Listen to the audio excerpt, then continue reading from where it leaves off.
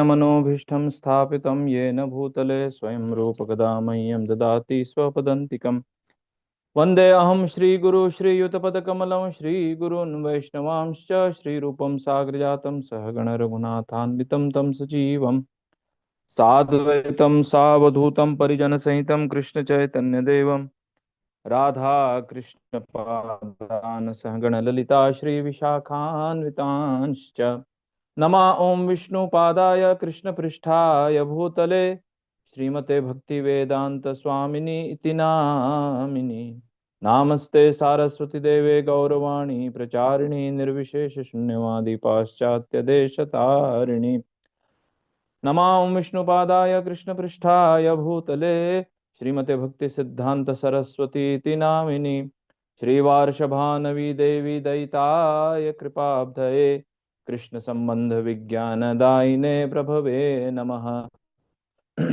माधुर्य उज्ज्वल प्रेमाढ़ श्री रूपानुगा श्री भक्तिदा श्री गौर करुणा शक्ति विग्रहाय नमोस्तुते नमस्ते गौरवाणी श्री मूर्तये दीनतारिणी रूपानुगा विरुद्धा सिद्धांत ध्वांत हारिणी नमो गौरकिशोराय साक्षाद् वैराग्यमूर्तये विप्रलम्बार सांबोधे पादाम्बुजाय ते नमः। नमो भक्ति विनोदाय सच्चिदानंद नामिने गौरशक्ति स्वरूपाय रूपानुगावराय ते गौर आविर्भाव भूमिस्त निर्दिष्ट सज्जन प्रिय वैष्णव सार्वभौम श्री जगन्नाथाय ते नमः। जय वाञ्छा कल्पतरुभ्यश्च कृपा सिन्धुभ्य एव च पतितानां पावनेभ्यो वैष्णवेभ्यो नमो नमः। नमो महावदन्नाय कृष्ण प्रेमा प्रदायते कृष्णाय कृष्ण चैतन्य नाम्ने गौरतश्वे नमः। पंचतत्वात्मकं कृष्णं भक्तरूपस्वरूपकं भक्तावतारं भक्ताख्यं नमामि भक्तिशक्तिकम्। हे कृष्ण करुणा सिंधु दीनबंधु जगतपतये गोपेश गोपिका कांत राधा कांत नमोस्तुते। जयतां सुरतोपंगोर्मो मंदमतिर्गतिमत्सर्वस्व पदाम्भोजो राधा मदन मोहनो दिव्यद्वृन्दारण्यकल्पद्रुमाद श्रीमद्रत्नागर सिंहासनस्थो श्री श्री राधा श्रीलगोविन्ददेवो प्रेष्ठालिभिः सेव्यमानो स्मरामि श्रीमान् रासरसारम्भी वंशीवटतटस्थितः कर्षणवेणु सुनिर्गोपी गोपीनाथ श्रीयस्तु नः। तप्त कांचन गौरांगी राधे वृंदावनेश्वरी वृषभानुसुते देवी प्रणमामि हरिप्रिये। जय श्री कृष्ण चैतन्य प्रभु नित्यानंद श्री अद्वैत गदाधर शिवासादि गौर भक्त वृंद। हरे कृष्ण कृष्ण कृष्ण हरे हरे हरे राम राम राम हरे हरे। मूकं करोति वाचालं पंगुं लंघयते गिरिं यत्कृपातमहं वन्दे श्रीगुरुदीनतारिणीं परमानन्दमाधवं श्रीकृष्ण चैतन्य ईश्वरम्।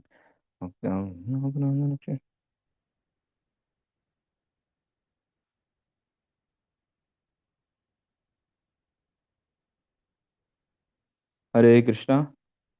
आप सभी को आवाज आ रही है मेरी? हरे कृष्णा। आप सभी भक्तों का स्वागत है इस सायंकालीन सत्र में और इस 3 दिवसीय सत्र में जो कि हम आज से चालू कर रहे हैं, इस्कॉन डिसाइपल कोर्स, इस्कॉन शिष्य पाठ्यक्रम, जो कि ये 3 दिवसीय कोर्स रहेगा, पाठ्यक्रम है ये। आज 7 से 9 कल है और परसों है। तो आप सभी ने ये कोर्स क्यों ज्वाइन किया है और क्यों हम इस कोर्स को कर रहे हैं, इसके बारे में थोड़ा सा एक प्रस्तावना जो है, या उस विषय वस्तु की जो प्रस्तावना है उसके बारे में थोड़ा सा चर्चा कर देंगे। और हम इन 3 दिनों में क्या क्या पढ़ने वाले हैं, उसके विषय में भी हम आपको एक ब्रीफली, एक संक्षिप्त रूप में इसका मैं प्रस्तुतिकरण दूंगा आपको सभी को, ताकि हमको पता चले कि हम क्या क्या पढ़ रहे हैं इस कोर्स में। एक्चुअली ये जो इस्कॉन डिसाइपल कोर्स है, तो ये जीबीसी के द्वारा, जो कि श्रीला प्रभुपाद ने इसको गवर्निंग बॉडी काउंसिल के इसमें जाना जाता है। तो श्रीला प्रभुपाद जो हमारे संस्थापक आचार्य हैं इस्कॉन के, international society for Krishna consciousness के। तो उसके बाद जो संस्था को जो चला रही है वो जीबीसी चलाती है। तो इसमें जो श्रीला प्रभुपाद ने 12 लोगों को उस समय नॉमिनेटेड किया था, उसके बाद से ये धीरे धीरे धीरे धीरे फिर अलग अलग लोग वहाँ पर उस पदवी को ग्रहण करते हैं और उस इस्कॉन का संचालन करते हैं, जो कि पूरे विश्व भर में सनातन धर्म का प्रचार कर रही है। तो यहाँ पर अ, हम जो ये इस्कॉन डिसाइपल कोर्स कर रहे हैं, तो इसका अर्थ है कि अ, इसमें यह माना जाता है कि हम सभी को आध्यात्मिक जीवन में आगे बढ़ने की रुचि है, इसलिए हम लोग सभी यहाँ पर पहुंचे हैं, इस प्लेटफॉर्म पर एकत्रित हुए हैं हम सभी। तो जो भक्ति में उन्नति करना चाहता है, तो उसके लिए शास्त्र बताता है कि सबसे प्रथम जो सीढ़ी है वो है गुरु पादाश्रय। हाँ, तो गुरु की शरण ग्रहण करना। तो कोई प्रश्न कर सकता है कि गुरु की आवश्यकता तो है, पर गुरु तो हमको कहीं भी मिल जाएंगे, कोई भी हमको दीक्षा दे देता है, तो ये इस्कॉन डिसाइपल कोर्स करने की क्या आवश्यकता है? आवश्यकता यह है कि इसको जीवसी ने रिकमेंड किया, ताकि जो गुरु धारण कर रहा है उसको इस्कॉन के बारे में, उसका सिद्धांत, उसके मूल्यों के बारे में, उसके उद्देश्य के बारे में, गुरु तत्व के बारे में, गुरु के प्रकार के बारे में, ये सब चीजें उसको पता रहे, और उसके आधार पर वह अपने गुरु का चुनाव कर सकता है। या जो चाहता है कि मैंने ऑलरेडी किसी से दीक्षा, जो किसी को गुरु बना लिया है मन ही मन, तो वो इसी के माध्यम से वो गुरु उनको दीक्षा देंगे। तो ये आईडीसी कोर्स सभी के लिए कंपलसरी है। इस्कॉन में कोई भी गुरु बिना आईडीसी सर्टिफिकेट के दीक्षा प्रदान नहीं करते हैं। ये जीबीसी के द्वारा एक नियम बनाया गया है, जिसको सभी सन्यासी, इवन जो श्रीला प्रभुपाद के जो शिष्य हैं, वरिष्ठ शिष्य हैं, वो भी इसको फॉलो करते हैं। तो इसके बारे में इसलिए हम यहाँ पर ये आईडीसी कोर्स कर रहे हैं। तो यहाँ पर हम 4 यूनिट हम देखेंगे इन 3 दिनों में। तो जो पहला जो है वो है, अ, हम देखेंगे आज सिद्धांत पाठ्यक्रम के उद्देश्य क्या है, उसका मूल्यांकन क्या है, और किस प्रकार से आपको एग्जाम में क्या क्या मूल्यांकन होगा। फिर उसके बाद गुरु तत्व और परंपरा के बारे में देखेंगे। इसमें हम गुरु तत्व के बारे में जानेंगे, गुरुओं के कितने प्रकार होते हैं वो जानेंगे, और गुरु परंपरा प्रणाली क्या रहती है उसके बारे में जानेंगे। और ऋत्विकवाद, जो मरणोपरांत ऋत्विकवाद का जो खंडन है उसके बारे में जानेंगे, ये ऋत्विकवाद होता क्या है। हम्म? और उसके बाद श्रीला प्रभुपाद का इस्कॉन में क्या स्थान है। श्रीला प्रभुपाद इस्कॉन के संस्थापक आचार्य हैं, और वो किस प्रकार चैतन्य महाप्रभु के शक्ति प्रदान, शक्त्यावेश अवतार हैं वो, किस प्रकार हैं, और इस्कॉन का क्या भविष्य है, इसके बारे में भी चर्चा करेंगे। और इस्कॉन में जो गुरु रहते हैं उनका क्या मनोभाव रहता है। और साथ ही साथ हम देखेंगे कि इस्कॉन अधिकारी और गुरु के निर्देश क्या क्या रहते हैं, और इस्कॉन के बाहर के गुरु, इसके बारे में भी हम चर्चा करेंगे। तो ये एक यूनिट एक है, ये एक इकाई एक है, इसके बारे में आज हम चर्चा करेंगे। और कल जो है हम जो चर्चा करेंगे वो यूनिट 2 के बारे में चर्चा करेंगे। तो उसमें ये दिया गया है हम्म, कि हमको गुरु के साथ कैसे संबंध स्थापित करना है, और गुरु पादाश्रय कैसे ग्रहण करते हैं, गुरु का चयन हम कैसे कर सकते हैं, और दीक्षा की क्या क्या प्रतिज्ञाएं रहती हैं, इसके बारे में हम चर्चा करेंगे। और उसके बाद जो तीसरा अध्याय है, जो कि जो तीसरी इकाई है, कि गुरु के साथ संबंध के अंतर्गत हम कैसे कार्य कर सकते हैं, मतलब कि गुरु पूजा, गुरु सेवा, गुरु का संग हम कैसे कर सकते हैं वाणी से, और साथ में रह के गुरु का संग कर सकते हैं, और इन सब चीजों को अध्ययन करेंगे। और उसके बाद जो है आखिरी जो यूनिट है, तो वो है कि गुरु को हम कैसे प्रस्तुत करना चाहिए अपने।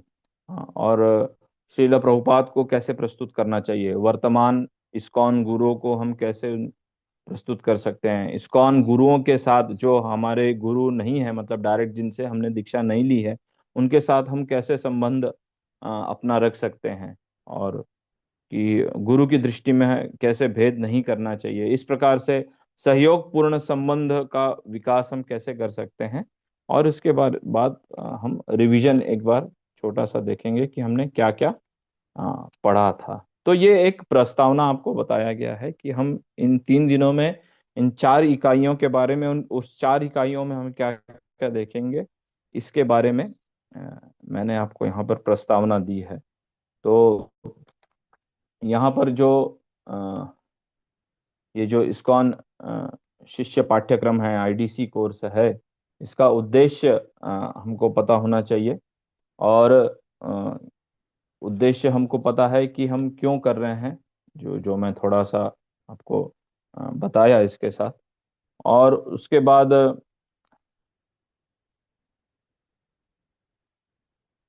हम ये भी देखते हैं कि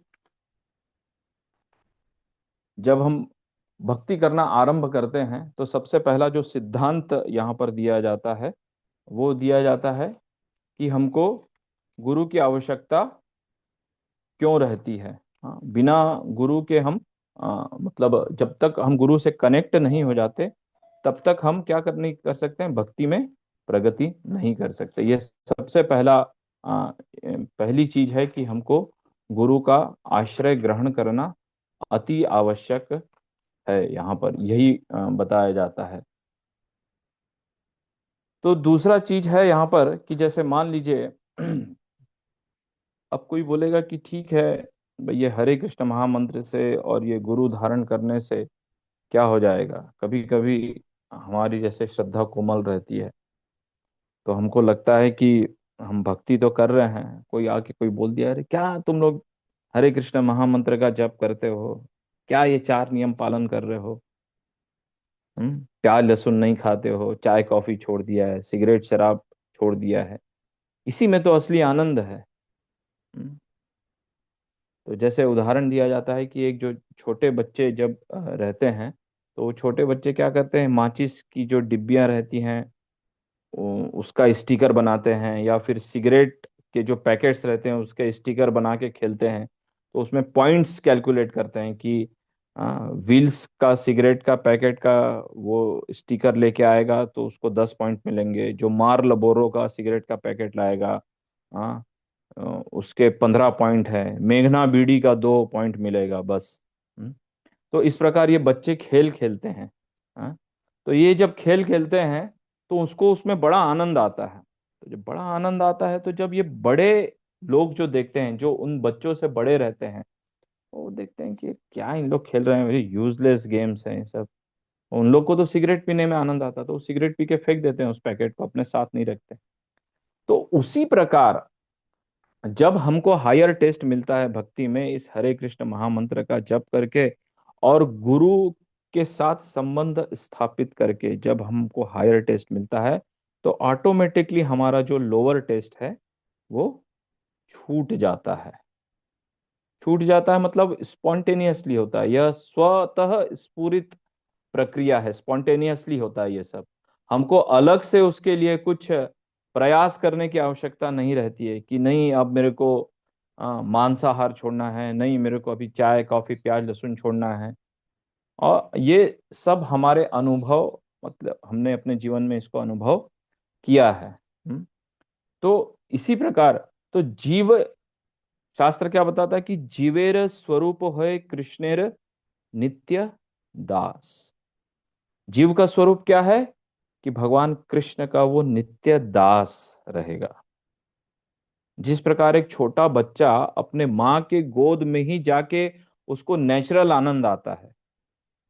हाँ, तो यदि हम उस बच्चे को किसी करोड़पति महिला के गोद में दे दें, या किसी बहुत विश्व सुंदरी की गोद में दे दें, तो वो बच्चा फिर भी किलकारियां मार कर रोएगा। हाँ, उसको नेचुरल जो आनंद है वो नहीं प्राप्त होगा।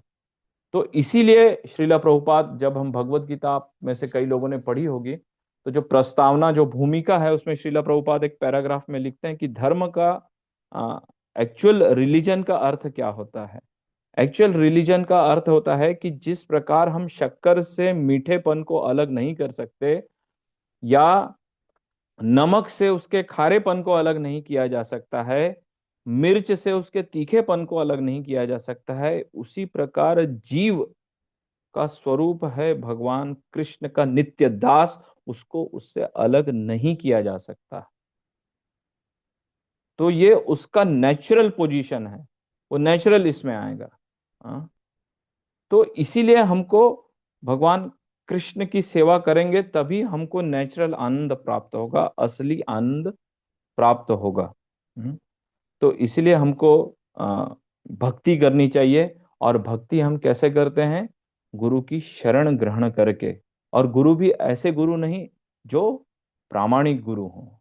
प्रामाणिक गुरु की शरण ग्रहण करके ही हम परंपरा से कनेक्ट होते हैं, और परंपरा से कनेक्ट होके तब हमको भक्ति में टेस्ट आता है। हाँ, तब हमको ये बोलते हैं ना, जब हम गुरु पूजा गाते हैं कि दिव्य ज्ञान हृदय प्रकाशित, तो ये दिव्य ज्ञान हमारे हृदय में आ, आ, ये होता है, प्रकाशित होता है। तो ये गुरु के माध्यम से होता है। तो यहाँ पर मैं ये भी बता देता हूँ आप लोगों को कि इस जैसे श्रीपाद वैष्णव सेवा प्रभु जी ने बताया आप सबको कि ये कोर्स होने के बाद एग्जाम होगा। हाँ, तो एग्जाम कितने भी नंबर का हो, या 50 नंबर का हो जनरली, या 100 नंबर का, जो भी वहाँ पे डिसाइड होगा, तो उसमें से आपको 65%, एक्चुअली ये स्टैंडर्ड है कि 65% उसका आना चाहिए। तो एग्ज़ाम बहुत ज़्यादा टफ नहीं होता है। तो आप सभी को ये जो पुस्तिका है, जो विद्यार्थी पुस्तिका है, जो स्टूडेंट्स हैंडबुक है, ये आपको इस ग्रुप में शेयर की गई है। तो मैं भी उसी ग्रुप से, उसी पुस्तिका से ही पढ़ा रहा हूँ, कोई अलग से इसमें नहीं पढ़ा रहा हूँ, क्योंकि ये जीबीसी के द्वारा स्टैंडर्ड दिया गया है। इसी से ही पढ़ाना है हमको। तो हम लोग इसी में से ही प्रयास करेंगे कि किस प्रकार हम लोग ये कर रहे हैं। और यहाँ पर हम ये भी देखेंगे कि स्टेप बाय स्टेप हम लोग चलेंगे। तो आप इसको या तो आप प्रिंट आउट ले लेंगे तो बहुत अच्छा है, या फिर जो सॉफ्ट कॉपी में अपने लैपटॉप पे या मोबाइल पे पढ़ना चाहता है तो वो भी पढ़ सकता है। पर जो यदि फेमिलियर नहीं है वो प्रिंट आउट लेके पढ़े तो उसके लिए भी अच्छा है। हाँ, तो यहाँ पर हम यही बता रहे हैं। उसके बाद मैंने आपको यहाँ पर ये प्रस्तावना और एग्जाम के बारे में बताया कि आपको ये एग्जाम वगैरह देना पड़ेगा, इसका मूल्यांकन होगा। और उसके बाद आप हम चलते हैं कि गुरु तत्व के बारे में, कि क्या है गुरु तत्व। बोलते हैं कि आध्यात्मिक गुरु जो होते हैं वो कृष्ण से अभिन्न होते हैं, कृष्ण से अलग होते हैं। बोलते हैं कि गुरु कृष्ण रूप हन्य शास्त्रेर प्रमाणे गुरु रूपे कृष्ण कृपा करे न भक्ति गणे। कि सभी शास्त्रों का प्रमाण है कि श्री कृष्ण गुरु इससे गुरु जो रहते हैं वो श्री कृष्ण से अभिन्न रहते हैं। अ, जो भगवान श्री कृष्ण गुरु के रूप में, मतलब श्री कृष्ण के ही प्रतिनिधि हैं गुरु। हाँ, उनके रूप में वो अपने सभी भक्तों का उद्धार करते हैं। हाँ, हाँ, तो बोलते हैं कि हम्म, अ, हम जो गुरुवाष्टक गाते हैं, मंगल आरती, आप में से कई लोग जाते होंगे मंगल आरती, तो उसमें गाते हैं कि साक्षाधरित्वेन समस्त शास्त्रे उक्तस्तथा भावत्य एव सद्भि किंतु प्रभोर्य प्रिय एव तस्य वंदे गुरु श्री चरणारविंदम। तो बोलते हैं कि अ, साक्षाधरित्वेन मतलब साक्षात हरि के समान हमको गुरु को समझना चाहिए। श्रीमद् भागवतम में भी कथन आता है कि आचार्यम मां विजानीयान नावम मन्येत करहिचित नमर्त्य बुद्ध्या सूयेत सर्वदेव मयो गुरु। बोलते हैं व्यक्ति को गुरु को मेरे समान समझना चाहिए। कौन बोलता है? भगवान कृष्ण बोल रहे हैं। और किसी भी प्रकार से उसका अनादर नहीं करना चाहिए, क्योंकि गुरु जो है सभी देवताओं का प्रतिनिधि है, इसलिए उसे साधारण मनुष्य जानकर उससे ईर्ष्या नहीं करनी चाहिए। ये श्रीमद् भागवतम का कथन है, स्कंद 11वें का अध्याय 17 और श्लोक संख्या 27। हम्म। तो बोलते हैं कि व्यक्ति को चाहिए कि वो गुरु को भगवान के समान समझे। हाँ। और इन उपदेशों को कोई, अगर कोई व्यक्ति आध्यात्मिक गुरु को साधारण मनुष्य समझे, तब उसका सर्वनाश हो जाता है। ये श्रील प्रभुपाद अपने तात्पर्य में 7वें स्कंद में भी बताते हैं इसको। हाँ। तो बोलते हैं जैसे अ, जैसे एक पोस्टमैन का कार्य रहता है ना, पोस्टमैन का कार्य क्या रहता है कि या जो टेलीग्राम है वो एज इट इज आपको लाके देगा, या स्पीड पोस्ट है, या पार्सल है, या फिर मनी ऑर्डर है, जो भी। अब तो मनी ऑर्डर अब बंद हो गया है, आजकल तो फोन पे और गूगल पे ही सब कुछ आ गया है, तो पोस्टमैन की भी हमको आवश्यकता नहीं रहती है। तो श्रीला प्रभुपाद उस समय ये एनोलॉजी देते हैं, ये कि जैसे पोस्टमैन चिट्ठी लाके देता है या कुछ पार्सल लाके देता है हमको, तो उसका काम क्या है कि हम ये नहीं बोलते हैं कि ये डाकिए ने हमको कुछ पैसे दिए हैं, या ये पार्सल हमको ये पोस्टमैन ने लाके दिया है। हमको पता है ये पोस्टमैन का काम है कि ये बस हमको बता रहा है कि ये है। तो उसी मतलब पोस्टमैन क्या कर सकता है, करता है, या कुरियर बॉय क्या करता है, उसको खोलता उलता नहीं है कुछ। वो जैसा है एज इट इज आपने भेजा है, वो एज इट इज उसको डिलीवर करना है। तो गुरु का भी कार्य वही है। गुरु का कार्य क्या है कि कृष्ण ने भगवत गीता यथारूप में जैसा बताया है, शास्त्र में जैसा बताया गया है, वेद उपनिषद प्रमाण में जैसा बताया गया है, अपने पूर्ववर्ती आचार्यों को सुनकर वो एज इट इज उस शास्त्र को प्रस्तुत करते हैं। उसमें से कुछ भी अपने मन से वो नहीं बोलते, या गुरु रहे या गुरु का प्रतिनिधि रहे। तो यहां पर यही एनोलॉजी दी है। तो चूंकि यह मतलब कृष्ण के द्वारा ही यह ज्ञान आया है, और एज इट इज जैसा भगवान कृष्ण ने बताया है वैसे ही प्रस्तुत करते हैं, तो वो सबसे उत्तम ज्ञान कहलाता है। हाँ, तो उसी प्रकार ये जो पोस्टमैन आता है, पोस्टमैन में बहुत सारी त्रुटियां हो सकती हैं, पर वो जो कार्य कर रहा है वो अपना उत्तम रूप से करता है। उसका क्या करता है कि वो जैसा शास्त्र में बताया गया है वैसा ही प्रस्तुत करता है। हाँ, जैसे मान लीजिए कोई वक्ता है, या मैं हूं, या फिर कोई है, मुझ में बहुत सारी त्रुटियां हो सकती हैं, बहुत सारी शॉर्ट कमिंग्स हो सकती हैं। क्योंकि हम सब क्या है, नित्यबद्ध है, हम हमेशा बद्ध जीवात्मा है हम लोग। हाँ, तो मुझ में या और किसी में कमी हो सकती है, पर चूंकि हम श्रीला प्रभुपाद की संस्था से जुड़े हैं, इस गुरु परंपरा के प्रणाली माध्यम से हम लोग जुड़े हुए हैं, तो जो ज्ञान आ रहा है नीचे, हाँ, जो पुस्तक में जो ज्ञान पढ़ के जो दिया जा रहा है, या श्रीला प्रभुपाद को सुन के जो ज्ञान दिया जा रहा है, या जीबीसी ने जैसा बताया है उस हिसाब से यदि हम फॉलो कर रहे हैं, तो हम हमारा भी एक दिन ऐसा प्यूरिफिकेशन होगा, भगवान की कृपा, गुरु की कृपा ऐसा होगी कि हम भी शुद्ध भक्ति के स्तर पर ही आ जाएंगे। आगे हम इसको भी देखेंगे कि कैसा शुद्ध भक्ति को प्रोसेस करते करते हम भी शुद्ध भक्त की अवस्था में हम आते हैं। तो ये शास्त्र का प्रमाण है। तो इसी प्रकार यहाँ पर बताया जाता है कि गुरु का कार्य केवल पोस्टमैन का कार्य होता है। तो वो जो ज्ञान वो परंपरा प्रणाली माध्यम से अर्जित करता है, उसी ज्ञान को एज इट इज वो बताता है, उसमें कोई काट छाट नहीं करता, या कोई उसमें अपने मेरे विचार से ऐसा होना चाहिए, या अपने मनगढ़ंत विचार प्रस्तुत नहीं करता है। यही इसकी श्रेष्ठता है। तो बोलते हैं श्रीला भक्ति विनोद ठाकुर बोलते हैं कि जो जो भगवान होते हैं वो अपने पार्षदों के साथ मतलब आविर्भाव लेते हैं। भगवान आने के पहले बहुत सारे उनके पार्षद आते हैं, और यदि उनके नियमों के द्वारा, हाँ, बोलते हैं कि धर्म क्या है कि धर्मम तो साक्षात भगवत प्रणीतम। धर्म क्या है, जो भगवान ने बताया है वो धर्म है। यदि हम उसको फॉलो करते हैं तो वह भी भगवान के पार्षदों के समान श्रेष्ठ हो जाता है। जो भक्ति विनोद ठाकुर हुए, उनको हमारे जो आचार्य हैं परंपरा में, तो उनको सप्तम गोस्वामी की उपाधि दी गई है। वो बहुत बड़े वो भक्त हुए, बहुत शुद्ध भक्त थे, गृहस्थ थे। तो उसी प्रकार जो गुरु है और जो मुक्त आचार्य है वो कभी भी गलती नहीं करता है। पर कुछ हम जैसे बुद्धिमान जो व्यक्ति, कम बुद्धिमान लोग जो रहते हैं, वो सोचते हैं कि अरे अ, कि हमको क्या करना है, ये तो ऐसे ही है, वो वैसे ही है, हम गुरु के इसमें हम दोष निकालते हैं, दोष दृष्टि देखते हैं हम ये सब। हम्म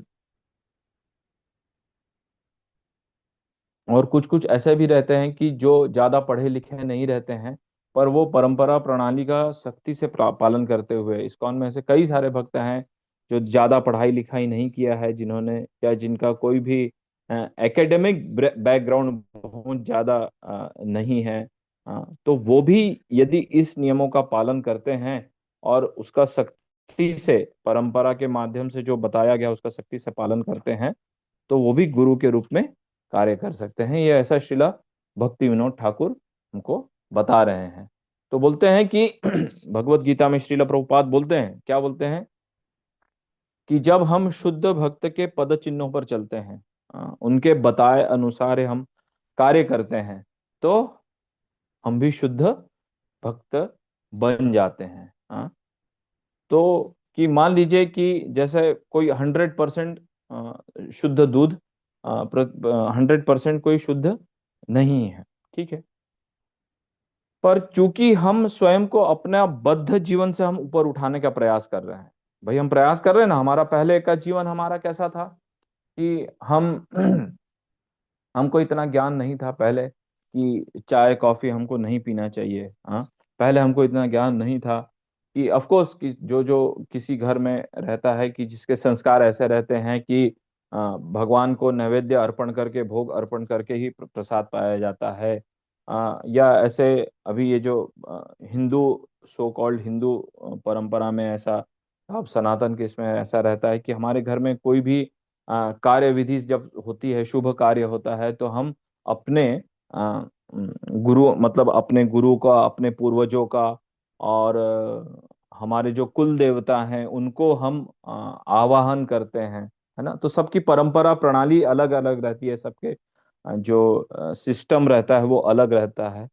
पर हम उसको फॉलो करते हैं। तो पर जब हम इस गौड़ीय परंपरा, इस्कॉन, श्रीला प्रभुपाद के मूवमेंट, जो चैतन्य महाप्रभु का अल्टीमेट मूवमेंट है, इस परंपरा से हम जुड़ते हैं, तो हमको शास्त्र के माध्यम से हमको विश्वास होता है धीरे धीरे कि कृष्ण की शरण ग्रहण करना कितना उचित कार्य हमने किया है। तो धीरे धीरे हम अपनी बद्धावस्था से हम अपने आप को ऊपर उठाते हैं। थोड़ा सा ट्रेडिशंस, जो फैमिली ट्रेडिशंस हैं, उसके धीरे धीरे हम बाहर आने का प्रयास करते हैं। तो ये भी गुरु और कृष्ण कृपा से ही संभव हो पाता है। तो हम जितना भी उठने का प्रयास कर रहे हैं, जितना भी हम सख्ती से उनका आचार्यों का या भगवान के बताए हुए पद चिन्हों का उनका अनुसरण कर रहे हैं, उसका उसके बताए हुए मार्गों पर चल रहे हैं, तभी हम शुद्ध कहलाएंगे, शुद्ध भक्त की ही श्रेणी में आता है। ये श्रील प्रभुपाद तात्पर्य में, भगवत गीता के तात्पर्य में बताते हैं। तो जितना भी हम कर सके, कोई 1% कर सके, कोई 10% करता है, कोई 25% करता है, तो वह भी शुद्ध ही है, कहने का अर्थ है। शुद्ध का अर्थ यह नहीं है कि 100% शुद्ध हो गया। हाँ? जैसे सोना 24 कैरेट भी होता है, 23 कैरेट भी होता है, 22 कैरेट भी होता है, 21, भाई सोना तो सोना है ना। पर उदाहरण यही दिया जाता है, सोना सोना है, 21 कैरेट भी, 18 कैरेट भी है, आजकल 9 कैरेट का भी गोल्ड आ गया है ना, और सस्ता रहता है। तो 4 कैरेट वाला भी गोल्ड आ गया है आजकल मार्केट में, 4 कैरेट का भी आप कुछ माता जी लोग जैसे पहनते हैं। हम्म, तो कहने का तात्पर्य यह है कि इसके पीछे कि सोना तो सोना है, तो वो शुद्ध ही है सोना भी। पर हाँ, थोड़ा सा शुद्धिकरण में जो उसका जो माप है वो कम ज्यादा होता रहता है। तो श्रीला प्रभुपाद यहाँ पर यही बताते हैं कि हम यदि शुद्ध भक्त का अनुसरण करते हैं, तो इसका सतत पालन करने से तो उसकी क्रियाएं वह एक शुद्ध भक्त जितना ही वो श्रेष्ठ हो जाता है। तो चूंकि हम श्रीला प्रभुपाद को हम फॉलो करते हैं जो एक शुद्ध भक्त हैं, और उनके जो प्रतिनिधि हैं, श्रीला प्रभुपाद के जो डायरेक्ट डिसाइपल्स हैं, वो एक शुद्ध हैं, क्योंकि वो भी श्रीला प्रभुपाद को फॉलो करते हैं। और हम भी उनको फॉलो कर रहे हैं, तो हम भी उस शुद्धिकरण के रास्ते पे हम चल रहे हैं। तो ये गुरु तत्व के बारे में यहाँ पर ये चीज बताई गई है कि ये गुरु तत्व क्या होता है। तो अब हम आगे चलते हैं कि गुरु के कितने प्रकार होते हैं। गुरु के प्रकार क्या होते हैं, कि गुरु के प्रकार क्या होते हैं, कि गुरु क्या करते हैं कि वो हमको दो गुरु होते हैं। कौन कौन से गुरु होते हैं? दीक्षा गुरु और शिक्षा गुरु। तो सबसे पहले हम किनके संपर्क में आते हैं?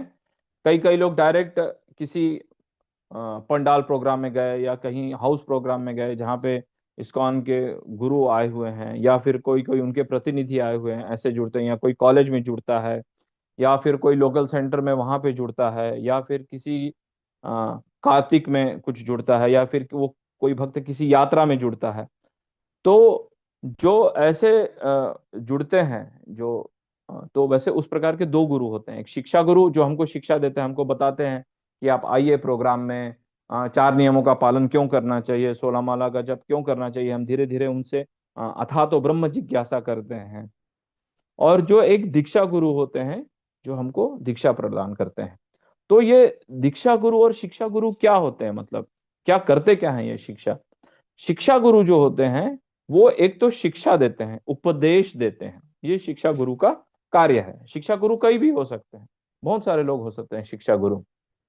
और दूसरे होते हैं दीक्षा गुरु। दीक्षा गुरु क्या देते हैं, कि उपदेश देते हैं। हमको परंपरा से संबंध स्थापित करते हैं। हाँ, और हमको आध्यात्मिक नाम हमको मिलता है। जैसे हमारा कुछ नाम पहले कुछ और था, कर्मी नेम। हाँ, तो अभी गुरु ने जो नाम दिया वो नाम दिया आदि केशव दास। हाँ, तो ये गुरु एक आध्यात्मिक नाम। तो ऐसे ही आप सभी लोग जब दीक्षा ग्रहण करेंगे गुरु से, हाँ, तो गुरु महाराज आपको आध्यात्मिक नाम प्रदान करेंगे। हाँ, और फिर क्या देते हैं दीक्षा गुरु? मंत्र प्रदान करते हैं। मंत्र तो सभी को पता है, पर जब वो गुरु के मुख से निकल के हमारे कानों में आता है और माला हमको प्रदान करते हैं, तो वो इम्पावर करते हैं हमको। मतलब इम्पावर मतलब होता है कि जैसे एक ऑफिस में आप कार्य कर रहे हैं, मान लीजिए वहां पे एक सीएमडी है, बहुत बड़ा मैनेजिंग डायरेक्टर है। तो उसके अंतर बहुत सारे जनरल मैनेजर्स कार्य करते हैं।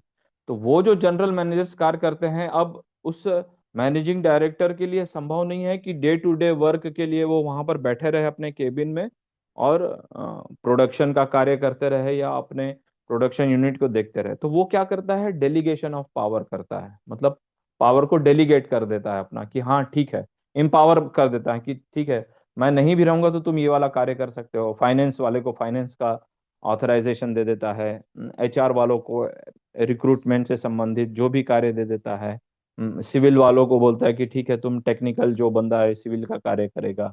हाँ, प्रोडक्शन वालों को प्रोडक्शन के लिए। ये इस प्रकार का हम अपने जीवन में देख सकते हैं कि इस प्रकार से डेलीगेट होता है पावर। तो उसी प्रकार गुरु भी हमको इम्पावर करते हैं इस हरे कृष्ण महामंत्र के परंपरा से कनेक्ट करते हुए। जब ये हरे कृष्ण महामंत्र हम जप करेंगे तो उसका प्रभाव अलग रहेगा, है ना।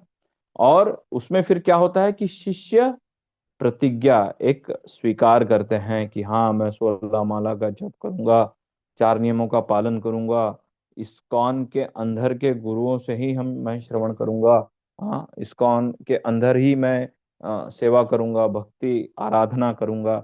हाँ, और दीक्षा के समय क्या होता है, जब यज्ञ होता है, होम हवन होता है, तो वहां पर गुरु क्या करता है, शिष्यों के सारे पाप को ग्रहण करता है। उनको अग्नि के समक्ष, अर्चा विग्रहों के समक्ष गुरु प्रतिज्ञा करता है कि हाँ, मैं इन भक्तों को अपने शिष्य के रूप में स्वीकार करता हूँ, और इनके पहले के जो भी कार्य हैं, अभी से आज से पहले के जो भी कार्य इन्होंने पाप कर्म किए हैं, वो मैं सबको ग्रहण करने के लिए मैं उनका पाप कर्म ग्रहण करता हूँ। तो पापों से हमको मुक्ति प्रदान करते हैं। बोझ, एक पाप जो रूपी जो थैला हम सर पे बांध के जो गठरिया हम जो चल रहे हैं, उससे हमको गुरु मुक्त करता है। तो ये दीक्षा गुरु के इतने सारे कार्य हैं। हम्म? तो ये यहाँ पर हम डिस्कस करते हैं कि तो उसी प्रकार जैसे हमने बताया कि शिक्षा गुरु की जो संख्या है कोई निश्चित नहीं रहती है, शिक्षा हम कहीं से भी ले सकते हैं। हाँ। तो अ, बोलते हैं कि अ, जो दीक्षा गुरु होता है वो भक्त का एक ही दीक्षा गुरु होता है, पर शिक्षा गुरु कई सारे हो सकते हैं। हाँ। हाँ। और दीक्षा गुरु भी निर्देश देता है, सब कुछ करता है। और दीक्षा और शिक्षा जो है वो दोनों एक ही समान है, क्योंकि जो शिक्षा गुरु है होता है वो क्या बोलता है, वो भी बोलता था कि महामंत्र का जप करो, और दीक्षा गुरु भी वही बोल रहा है कि महामंत्र का जप करो। तो ये जो सभी साधु हैं वो कृष्ण भावनामृत में प्रगति करने के लिए ही जीव को उपदेश देते हैं, उनमें उसमें वो विकास कर सके इस कृष्ण भावनामृत में। तो वो शिक्षा गुरु कहलाते हैं। और बोलते हैं कि शिक्षा गुरु और दीक्षा गुरु दोनों ही भगवान श्री कृष्ण के समान प्रकाश हैं, जबकि उनके कार्य भिन्न भिन्न होते हैं। ये चैतन्य चरितामृत में वर्णन आता है। बोलते हैं कि मंत्र गुरु आर शिक्षा गुरु गण, तहार चरणे आगे करिए वंदन। बोलते हैं कि इसे सर्वप्रथम हमको अपने दीक्षा गुरु और अपने समस्त शिक्षाओं गुरु को चरण कमलों में हमको आदर पूर्वक हमको प्रणाम करना चाहिए, ऐसा शास्त्र हमको बताते हैं।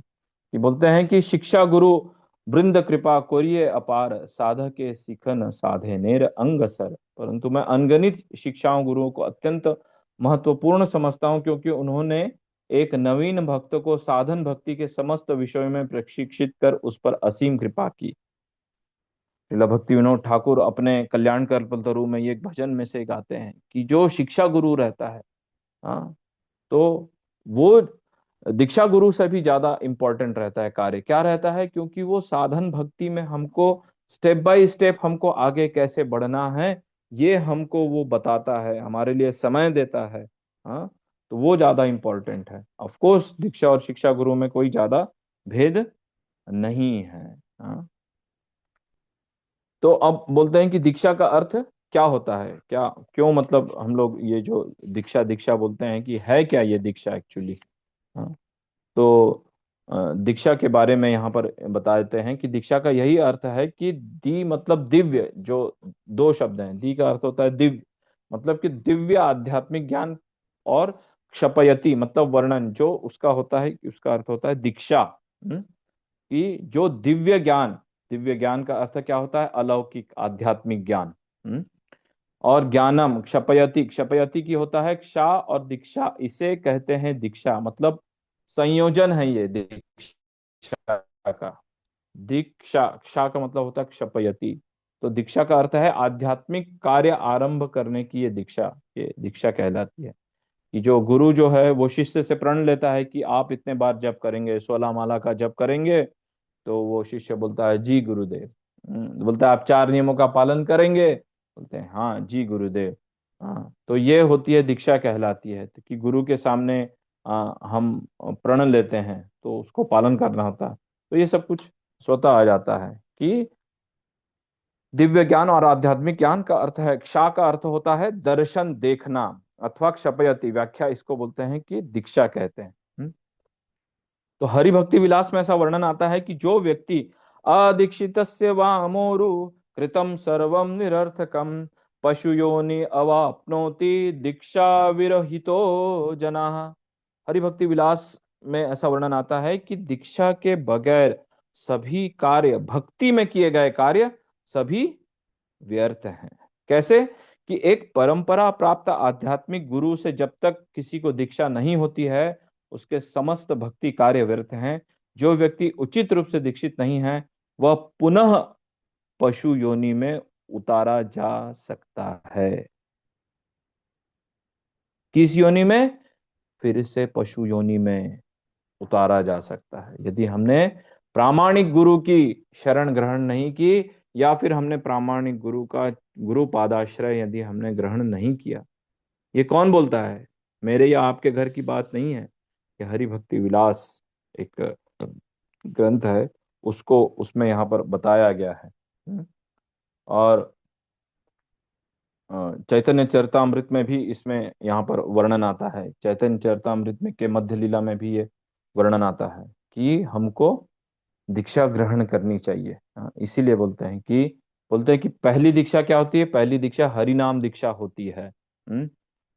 तो बोलते हैं कि वो भक्तों के संग में रह के भक्त क्या करता है, पहले पहले एक माला से चालू करता है, फिर धीरे धीरे उसको दो माला, फिर उसको टेस्ट आने लगता है तो चार करता है, चार से छः, छः से फिर आठ, आठ से दस, दस से बारह, बारह से चौदह, चौदह से सोलह, या फिर चार, चार आठ बारह सोलह, ऐसा भी करता है कोई।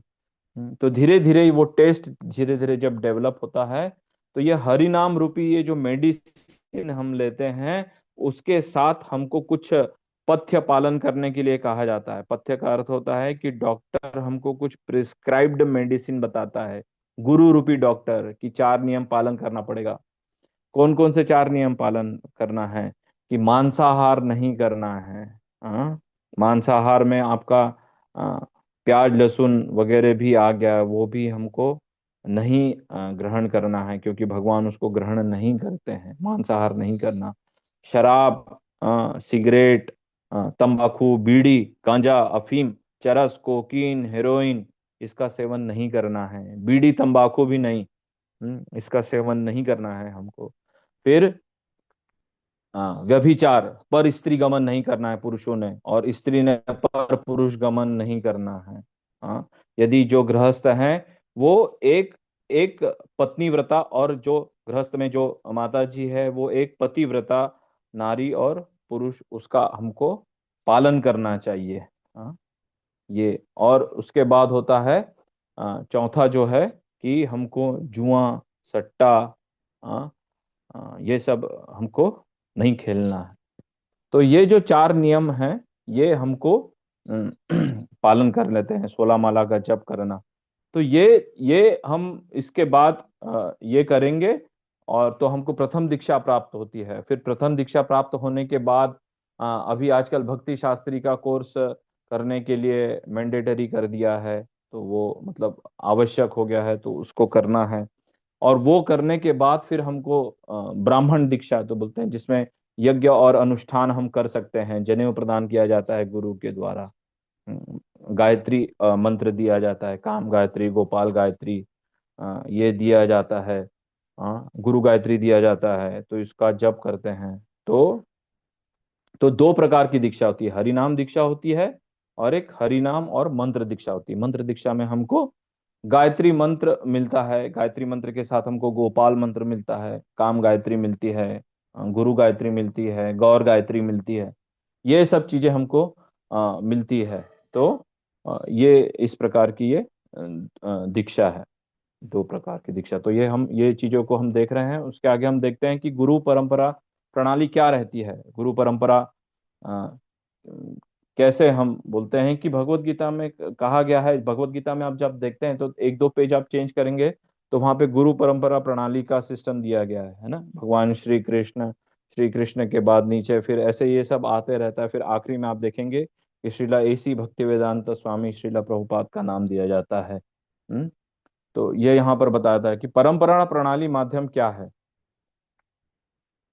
कि बोलते हैं कि क्या, तो कि शिष्य के द्वारा जो भी आदर या जो भी नमस्कार वगैरह जो हम करते हैं गुरु को, तो वो गुरु क्या करते हैं, वो खुद स्वीकार नहीं करते हैं, वो तुरंत श्री कृष्ण को अर्पित कर देते हैं। भगवत गीता में यह भी बताया गया है कि श्री कृष्ण का ज्ञान गुरु परंपरा द्वारा ही प्राप्त होता है। एवं परंपरा प्राप्तम, भगवत गीता के चौथे अध्याय के दूसरे श्लोक में यह वर्णन आता है। तो गुरु यह समान अपने गुरु को अर्पण करते हैं। जैसे कि आप में से कई लोगों ने देखा होगा कि जो भी क्रेडिट है, श्रीला प्रभुपाद ने इतना प्रचार किया वेस्ट वर्ल्ड में जाके, तो उनके जो शिष्य हैं वो बोलते हैं श्रीला प्रभुपाद आपने, मतलब Srila Prabhupada you did miracle, मतलब आपने चमत्कार कर दिया। श्रीला प्रभुपाद बड़े विनम्र भाव से और बड़े आर्त हृदय से अपने गुरु को याद करते हुए बोलते हैं कि ये मेरा कार्य नहीं है, मेरे गुरु ने मुझे ये बताया है करने के लिए, और गुरु ने मुझे इम्पावर किया था, इसलिए यह कार्य हो पा रहा है। तो इस प्रकार वो सम्मान क्या होता है, अपने गुरु को ट्रांसफर करते हैं, ऐसे परंपरा में ऊपर ट्रांसफर करते करते वो भगवान कृष्ण तक पहुंचता है। तो तो इस प्रकार भगवान कृष्ण की कृपा भी हमको परंपरा के माध्यम से ही मिलती है। हाँ। और ये जो सम्मान जो गुरु को दिया जाता है वो भी भगवान कृष्ण को ही गुरु क्या करते हैं, परंपरा के माध्यम से उन तक पहुंचाते हैं। तो इसीलिए किसी भी व्यक्ति को इस वर्तमान कड़ी को स्वीकार करना चाहिए। श्रीमद् भागवतम का संदेश क्या आ रहा है, परंपरा के माध्यम से आ रहा है। इसलिए श्रीमद् भागवतम को वास्तविक रूप में समझने के लिए व्यक्ति को वर्तमान कड़ी को स्वीकार करना आवश्यक है। हाँ। अर्थात वर्तमान कड़ी को स्वीकार करने का मतलब क्या है कि वर्तमान जो आचार्य वृंद है, उनके जो प्रतिनिधि हैं, उनको उनको स्वीकार करना पड़ेगा। ये श्रीमद् भागवतम में दूसरे स्कंद के 9वें अध्याय के 7वें श्लोक में ये वर्णन आता है। तो बोलते हैं कि गुरु परंपरा प्रणाली में क्या होता है कि हम डायरेक्ट ऊपर छलांग नहीं लगा सकते सीधा, अरे हमको गुरु की कोई आवश्यकता नहीं है, हम सीधा कृष्ण से ही हम अपना संबंध स्थापित करेंगे। ऐसा नहीं हो सकता है। या कुछ बुक्स पढ़ के या भगवत गीता पढ़ के या श्रीमद् भागवतम पढ़ के हमको हम और आप बोल देंगे कि हमको परंपरा प्रणाली से क्या करना है, हमको तो ज्ञान प्राप्त हो गया है। अ, तो ये मतलब अ, और ये ऐसा हम कल्पना ऐसा नहीं कर सकते। मान लीजिए कि मैंने किसी गुरु से सुना, कुछ सुना, और मैं आपको वही यथारूप में बताने का प्रयास कर रहा हूँ। हो सकता है कि कुछ इधर उधर हो तो वो मेरी कमी है, पर जो गुरु से सुना है, जो मैंने श्रीला प्रभुपाद की पुस्तकों से पढ़ा है, जो जीबीसी ने बताया है, उसी को बताने का प्रयास कर रहा हूँ। पर यदि उसमें कुछ कमियां रह जाती हैं तो वो मेरी कमियां हैं। हाँ। पर ये जो ज्ञान आ रहा है, इसको इसी को परंपरा प्रणाली कहते हैं। तो हम ये नहीं बोल सकते कि हम डायरेक्टली इसको बता सकते हैं, ये अलग है। ये आचार्य की उपेक्षा करते हुए, और वो भी वर्तमान आचार्य जो तत्काल आचार्य हैं, उनकी उपेक्षा करते हुए यदि हम आगे बढ़ेंगे तो ये नहीं है। हाँ। तो बोलते हैं ऐसे हम नहीं कर सकते हैं। तो श्री कृष्ण की ओर भी सीधा पहुंचने के लिए हमको छलांग नहीं लगाना चाहिए, यह व्यर्थ प्रयास है। श्रीमद् भागवतम में बोलते हैं कि सबसे पहले हमको अपने आध्यात्मिक गुरु, फिर उनके गुरु, फिर उनके गुरु, फिर उनके गुरु, तो ऐसे परंपरा के प्रणाली के माध्यम से जाते हैं। आप देखेंगे कि मंदिर में भी नीचे श्रील प्रभुपाद के लेफ्ट साइड में उनके गुरु, फिर उनके गुरु, ऐसे परंपरा प्रणाली रखी गई है। फिर उसमें षड गोस्वामी गण, फिर पंच तत्व, फिर मतलब ऐसे नीचे से फिर ऐसे ऊपर, फिर ऐसे ऊपर, फिर जगन्नाथ जी, फिर या राधा कृष्ण, हाँ, या फिर जो गौर निताई, जो भी डिटीज हैं वो रखी जाती है। तो वो स्टेप बाय स्टेप है, ये परंपरा वहां पर दिखाई गई है। तो यहाँ श्रील प्रभुपाद यही तात्पर्य में बोलते हैं कि सीधे छलांग लगा के हमको ज्ञान प्राप्त करने का प्रयत्न नहीं करना चाहिए, ये व्यर्थ है। हाँ। जैसे परंपरा के चरणों में हमको मिला है, इसी प्रकार हमको कृष्ण की ओर भी हमको अग्रसर होना चाहिए। तो व्यक्ति को वैष्णव गुरु हम उनको स्वीकार करना चाहिए। हमको अहंकार वश नहीं यही सोचना चाहिए कि हमने बहुत सारी पुस्तक पढ़ ली और भगवान की प्रेममयी सेवा प्राप्त कर ली, और हमको बोलते हैं कि आदो गुरुवाश्रयम, बोलते हैं कि सबसे पहले हमको गुरु का चरण कमलों का आश्रय हमको ग्रहण करना चाहिए। फिर उनसे प्रश्न, तद्विधि प्रणिपातेन परिप्रश्नेन सेवया, फिर उसके बाद उपदक्षन्ते ते ज्ञानम ज्ञानिनस तत्वदर्शिनः। हाँ, बोलते हैं कि तभी हम गुरु से प्रश्न पूछ के और उनके माध्यम से ये सब हमको सीखना चाहिए, तभी हम कृष्ण की शुद्ध भक्ति की सेवा क्या है ये हम समझ सकेंगे। इसी को बोलते हैं परंपरा प्रणाली। यही है परंपरा प्रणाली। हाँ। तो श्रील प्रभुपाद बोलते हैं कि जिनको मैं अभी, जिन्होंने श्रील प्रभुपाद ने जिनसे दीक्षा, जो शिष्यों ने जो दीक्षा ग्रहण की श्रील प्रभुपाद से, वो आज आध्यात्मिक गुरु हैं। ऐसे बहुत सारे आध्यात्मिक गुरु हैं इस्कॉन में। हाँ। और श्रील प्रभुपाद हमेशा बोलते थे कि मैं अपने शिष्यों को चाहता हूँ कि मैं भी उनको आध्यात्मिक गुरु बनते हुए देखना चाहता हूँ, कि मेरी अनुपस्थिति में, मतलब मेरे नहीं मतलब मेरे इस शरीर में नहीं रहने के बाद मेरे जो शिष्य हैं वो आध्यात्मिक और प्रामाणिक गुरु बने और इसको मूवमेंट को आगे बढ़ाएं। हाँ, तो बोलते हैं कि यह परंपरा प्रणाली कहा जाती है। बोलते हैं कि हम जितना इसमें विनम्र भाव से हम रहेंगे, उतना हम अधिक विकास करेंगे, आगे बढ़ेंगे। हमको हमको दास दासानुदास हमको बनना है। यहाँ पे हम जितनी स्थिति में स्वयं को देखेंगे दास, कि अरे मैं इनका दास हूँ, उसका दास हूँ, तभी हम आगे प्रगति हम करेंगे यहाँ पर। तो अभी तक हमने कितने चीज देख लिए, गुरु तत्व हमने देखा। हाँ, उसके बाद हमने गुरु के प्रकार देखे, गुरु परंपरा प्रणाली देखी हमने, ये सब हमने देखा। और इसके बाद हम देखते हैं कि ऋत्विकवाद का जो खंडन है उसके बारे में हम देखते हैं। हाँ।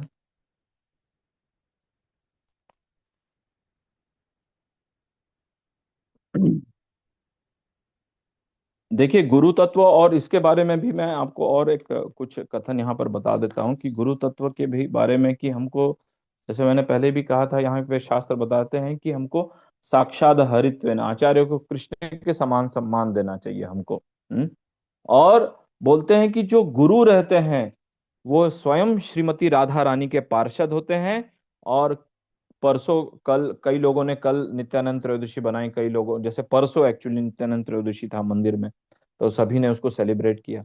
तो नित्यानंद प्रभु क्या है? नित्यानंद प्रभु आदि गुरु हैं। वही सभी जो गुरु, जो वर्तमान आचार्य, पूर्ववर्ती आचार्य हम जो देख रहे हैं, वो सारे के सारे लोग नित्यानंद प्रभु के प्रतिनिधि हैं, श्रीमती राधा रानी के पार्षद हैं। ये ऐसा वर्णन आता है। श्रील जीव गोस्वामी अपने भक्ति संदर्भ में इसको कहते हैं कि भगवान शिव एवं क्योंकि जो भगवान शिव हैं अपने गुरु को एक भक्त भगवान के समान ही समझता है, क्योंकि दोनों ही श्री भगवान को अत्यंत प्रिय हैं। हाँ, इसलिए विश्वनाथ चक्रवर्ती ठाकुर कहते हैं कि आध्यात्मिक गुरु भगवान के समान हैं, क्योंकि वे भगवान को किंतु प्रभोर्य प्रिय एव तस्य, हाँ, कि भगवान को वो अत्यंत प्रिय हैं और उनके गोपनीय सेवक हैं। इसलिए गौड़ीय वैष्णव अपने गुरु श्री गुरुदेव को उनके श्री भगवान के शिष्यत्व के प्रकाश में देखते हैं। हम्म, हम्म। और बोलते हैं कि भक्ति विनोद ठाकुर अपने गीत में, अपने इसमें गुरु को सदैव श्रीमती राधा रानी का गुप्त पार्षद कहते हैं, नित्यानंद प्रभु का प्रतिनिधि माना गया है, ऐसा चैतन्य चरितामृत आदि लीला में वर्णन आता है।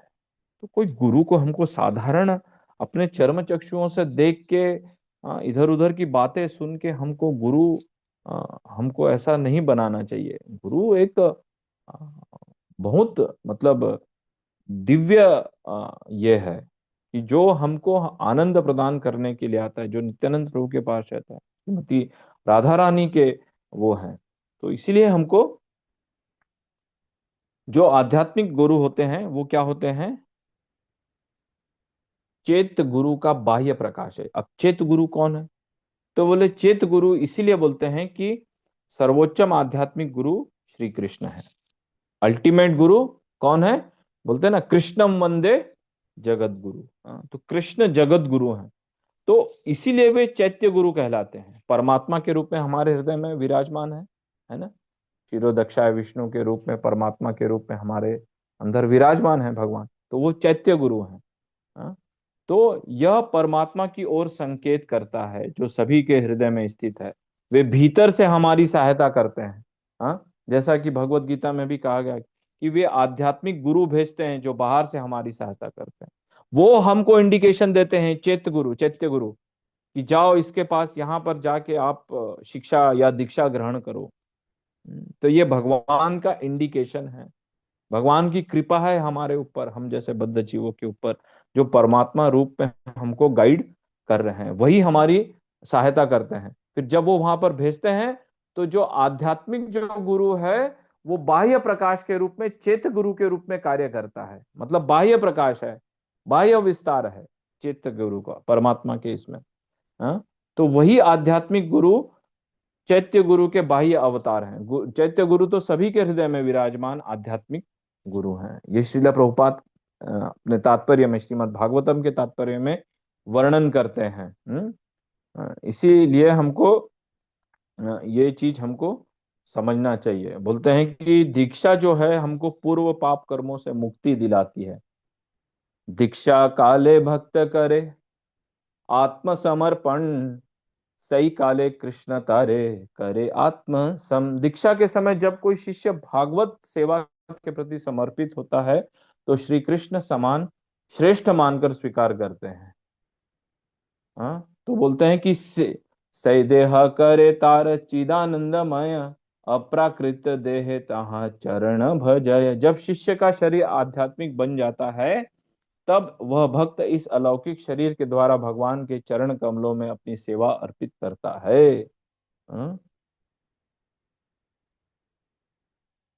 ये यहाँ पर ये बताया गया है कि आध्यात्मिक गुरु अपने शिष्य के सभी पाप कर्मों को स्वीकार करते हैं। कि श्रीला प्रभुपाद जब एक पत्र लिखते हैं यदुरानी माता जी को, तो उसमें वहां पे लिखते हैं कि पहली दीक्षा के समय आध्यात्मिक गुरु अपने शिष्यों के सभी पाप कर्मों को स्वीकार कर लेते हैं। मैं दीक्षा बड़े आसानी से दे देता हूँ, परंतु मैं क्या कर सकता हूँ, मैं श्री चैतन्य महाप्रभु की सेवार्थ नरक में भी जाने को तैयार हूँ। ये किसका स्टेटमेंट है? श्रीला प्रभुपाद बोलते हैं कि श्रीला प्रभुपाद बोलते हैं कि मैं नरक में भी जाने के लिए तैयार हूँ, क्योंकि मैं ऐसे अधम और मलेच्छ लोगों का श्रीला प्रभुपाद ने उनको स्वीकार किया, उनको दीक्षा प्रदान की। हाँ, तो बोलते हैं कि हमारा संबंध जो है वो पहले गुरु से श्रवण करने से ही हमारा नित्य संबंध आरंभ हो जाता है। हाँ, कि और एक्चुअली यहाँ पर बताया गया है कि जो दूसरी दीक्षा रहती है वो वास्तविक दीक्षा होती है। प्रथम दीक्षा प्रारंभिक दीक्षा होती है शिष्य को तैयार करने के लिए, कि now he is capable to do the task, मतलब प्रारंभिक और उच्च शिक्षा के समान। पहली दीक्षा उससे शुद्ध होने का अवसर प्रदान करती है, और शुद्धि के बाद वो ब्राह्मण बन जाता है, और इसका अर्थ है वास्तविक दीक्षा। हम्म, तो इस प्रकार यहाँ पर ये बताया गया है। और दूसरा चीज या फिर यह भी बताया गया है कि गुरु एक ही, मतलब गुरु बोलते हैं कि अ, जो गुरु का जो संबंध है, कि हमको आवश्यक नहीं है कि हम सीधे दीक्षा गुरु के शिष्य हों तभी हम इस भक्ति मार्ग में प्रगति कर सकते हैं। एक्चुअली मेन ये जो गौड़ीय परंपरा का जो सिद्धांत है, वो सिद्धांत शिक्षा प्रणाली है। दीक्षा तो है ही, पर मेन जो है शिक्षा, उसको फॉलो करना इंपॉर्टेंट है।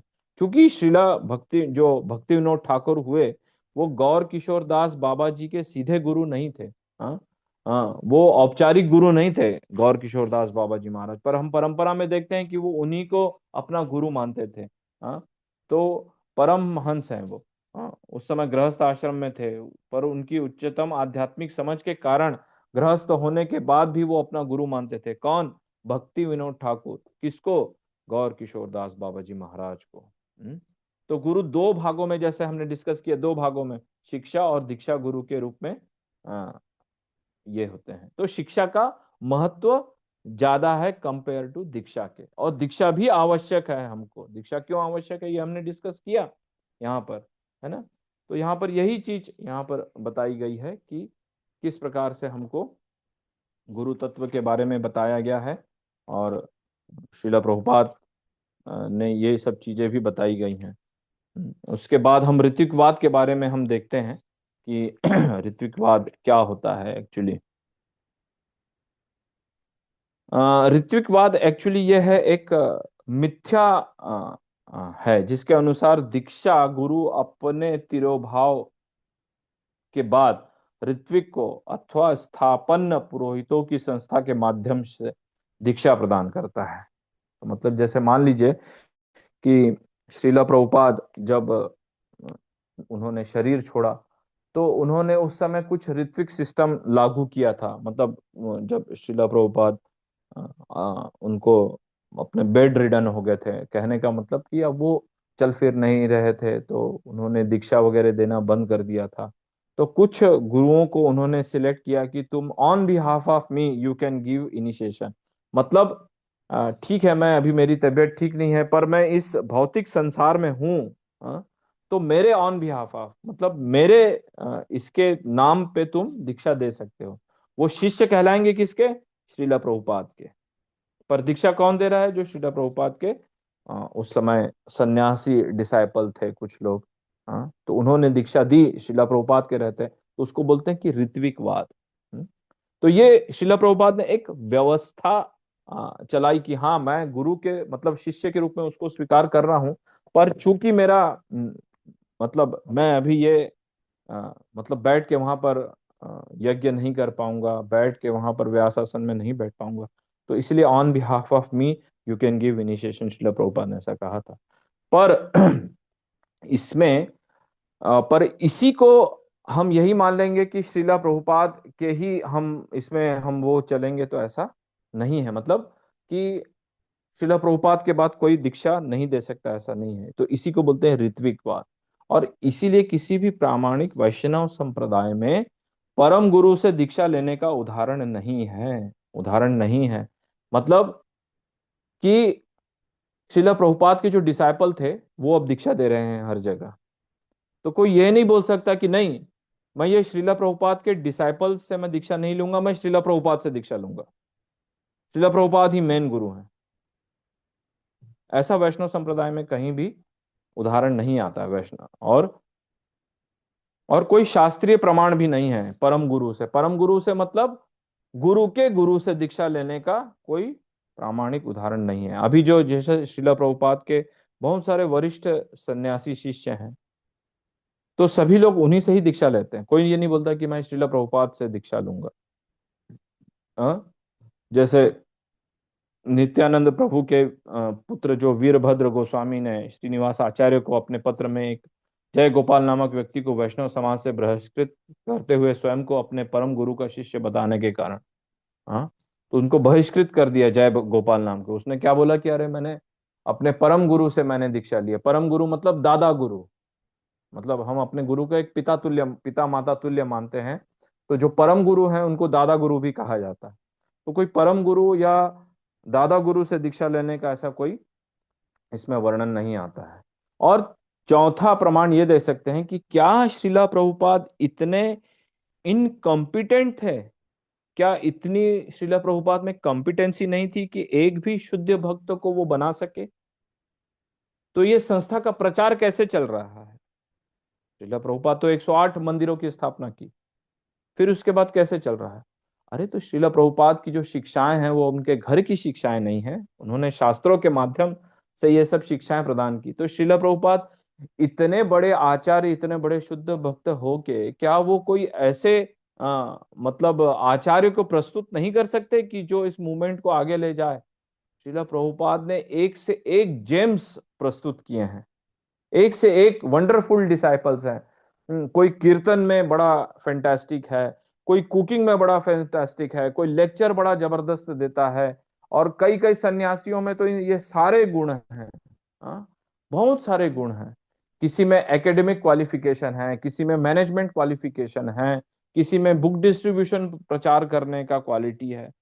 तो ये वर्सेटैलिटी जो है श्रीला प्रभुपाद ने अपने शिष्यों में डाली है।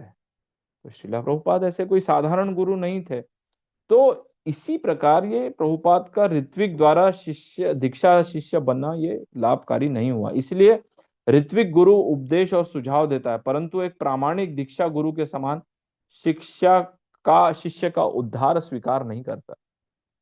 ऋत्विक वाला ऋत्विक गुरु बोलेगा कि अरे हाँ ठीक है, तुम ले लो, श्रीला प्रभुपाद ही तुम्हारे असली गुरु हैं और बाकी सब हम शिक्षा आपको प्रदान करेंगे। पर वो उद्धार करने के लिए उसका दायित्व स्वीकार नहीं करेगा, वो उसके पापों को ग्रहण नहीं करेगा। हाँ? तो ये ऋत्विकवाद का यहाँ पर, इसीलिए ये ऋत्विकवाद का जो खंडन है। हाँ, तो हमको ये पॉइंट्स थोड़े याद रखने चाहिए कि क्यों ऋत्विकवाद का हम खंडन करते हैं। ऋत्विक गुरु सिस्टम नहीं है इस्कॉन में, है ना। तो आगे हम देखते हैं कि श्रीला प्रभुपाद कैसे इस्कॉन के संस्थापक आचार्य हैं। हम्म। तो संस्थापक आचार्य का ऑक्सफोर्ड डिक्शनरी में अर्थ होता है कि स्थापना करने के लिए एक सुदृढ़ नींव या एक आश्रय प्रदान करना, या एक सिद्धांत स्थापित करना। या फिर किसी भी संस्था को सर्वप्रथम स्थापित करने के लिए क्या होता है, उसके उचित बने रहने के लिए, सही ढंग से कार्य करने के लिए एक प्रतिबंध, मतलब एक सिस्टम डेवलप करना पड़ता है। तो वो कौन करता है? संस्थापक आचार्य। तो यही संस्थापक आचार्य के कार्य हैं।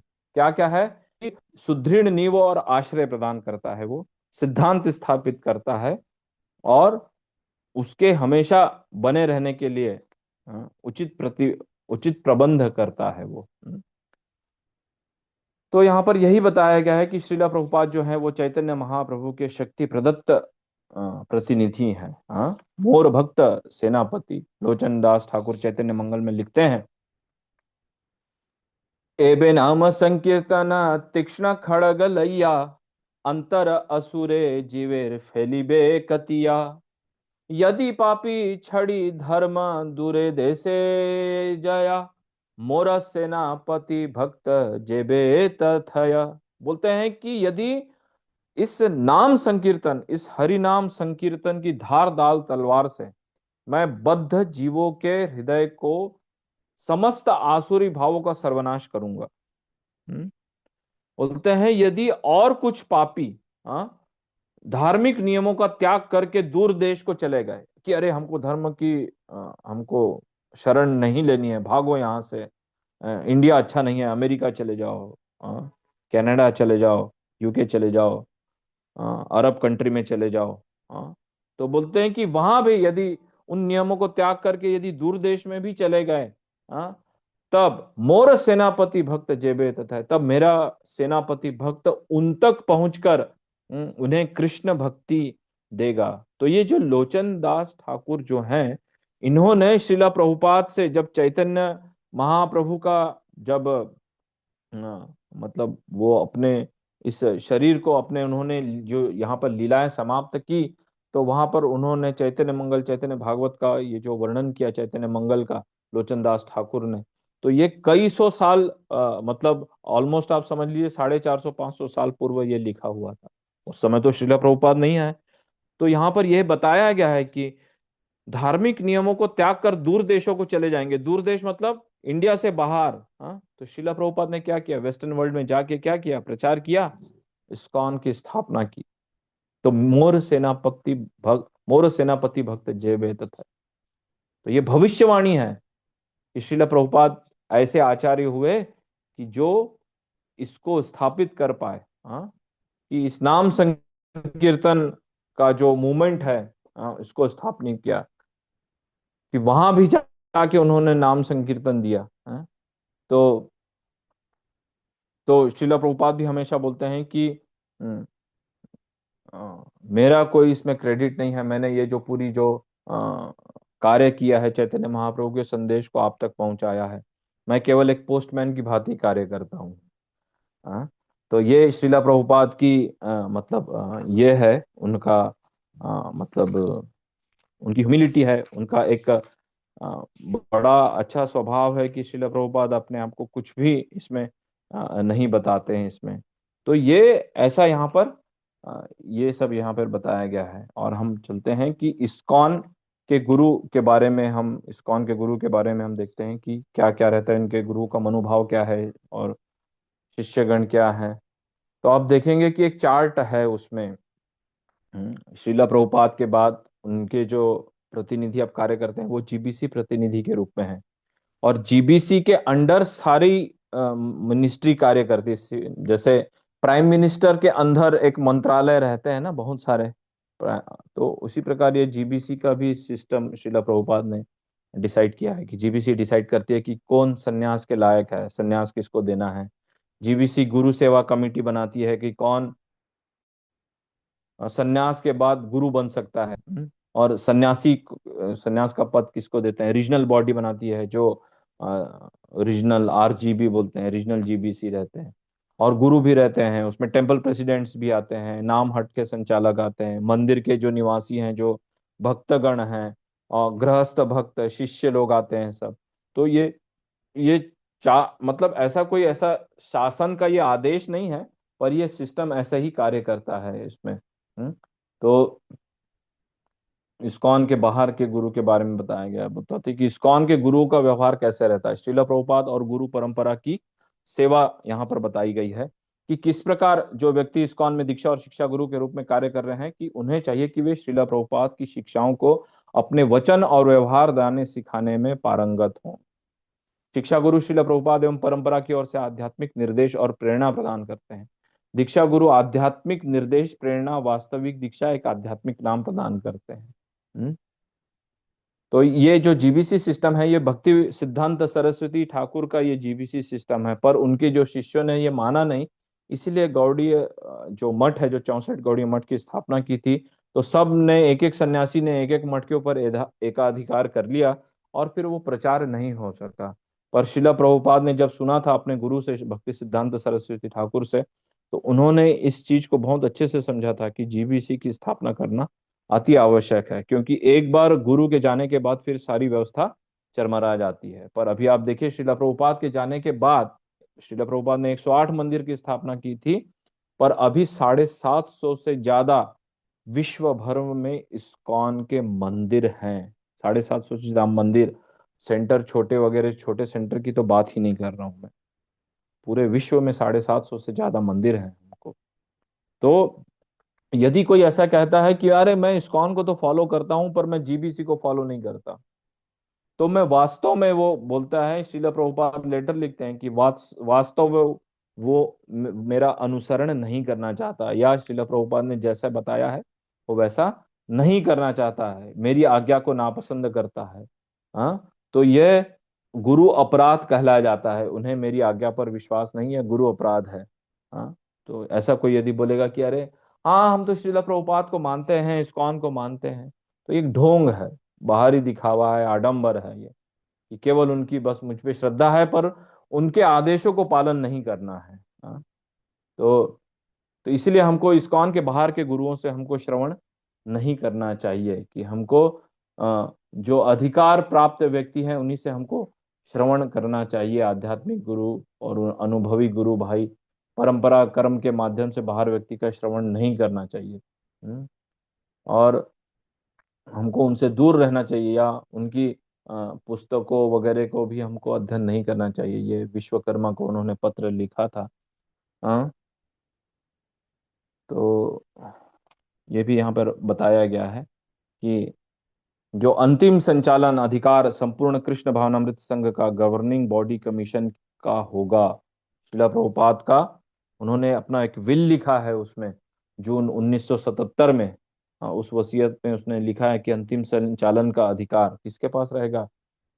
शिला प्रभुपाद के द्वारा लिखा गया है कि अंतिम अधिकार जीबीसी के द्वारा ही रहेगा। तो जीबीसी का जो अधिकार है वो श्रीला प्रभुपाद का आदेश है। हाँ, कि इसलिए हमको श्रीला प्रभुपाद के आदेशों का सख्ती से पालन करना चाहिए। हाँ, तो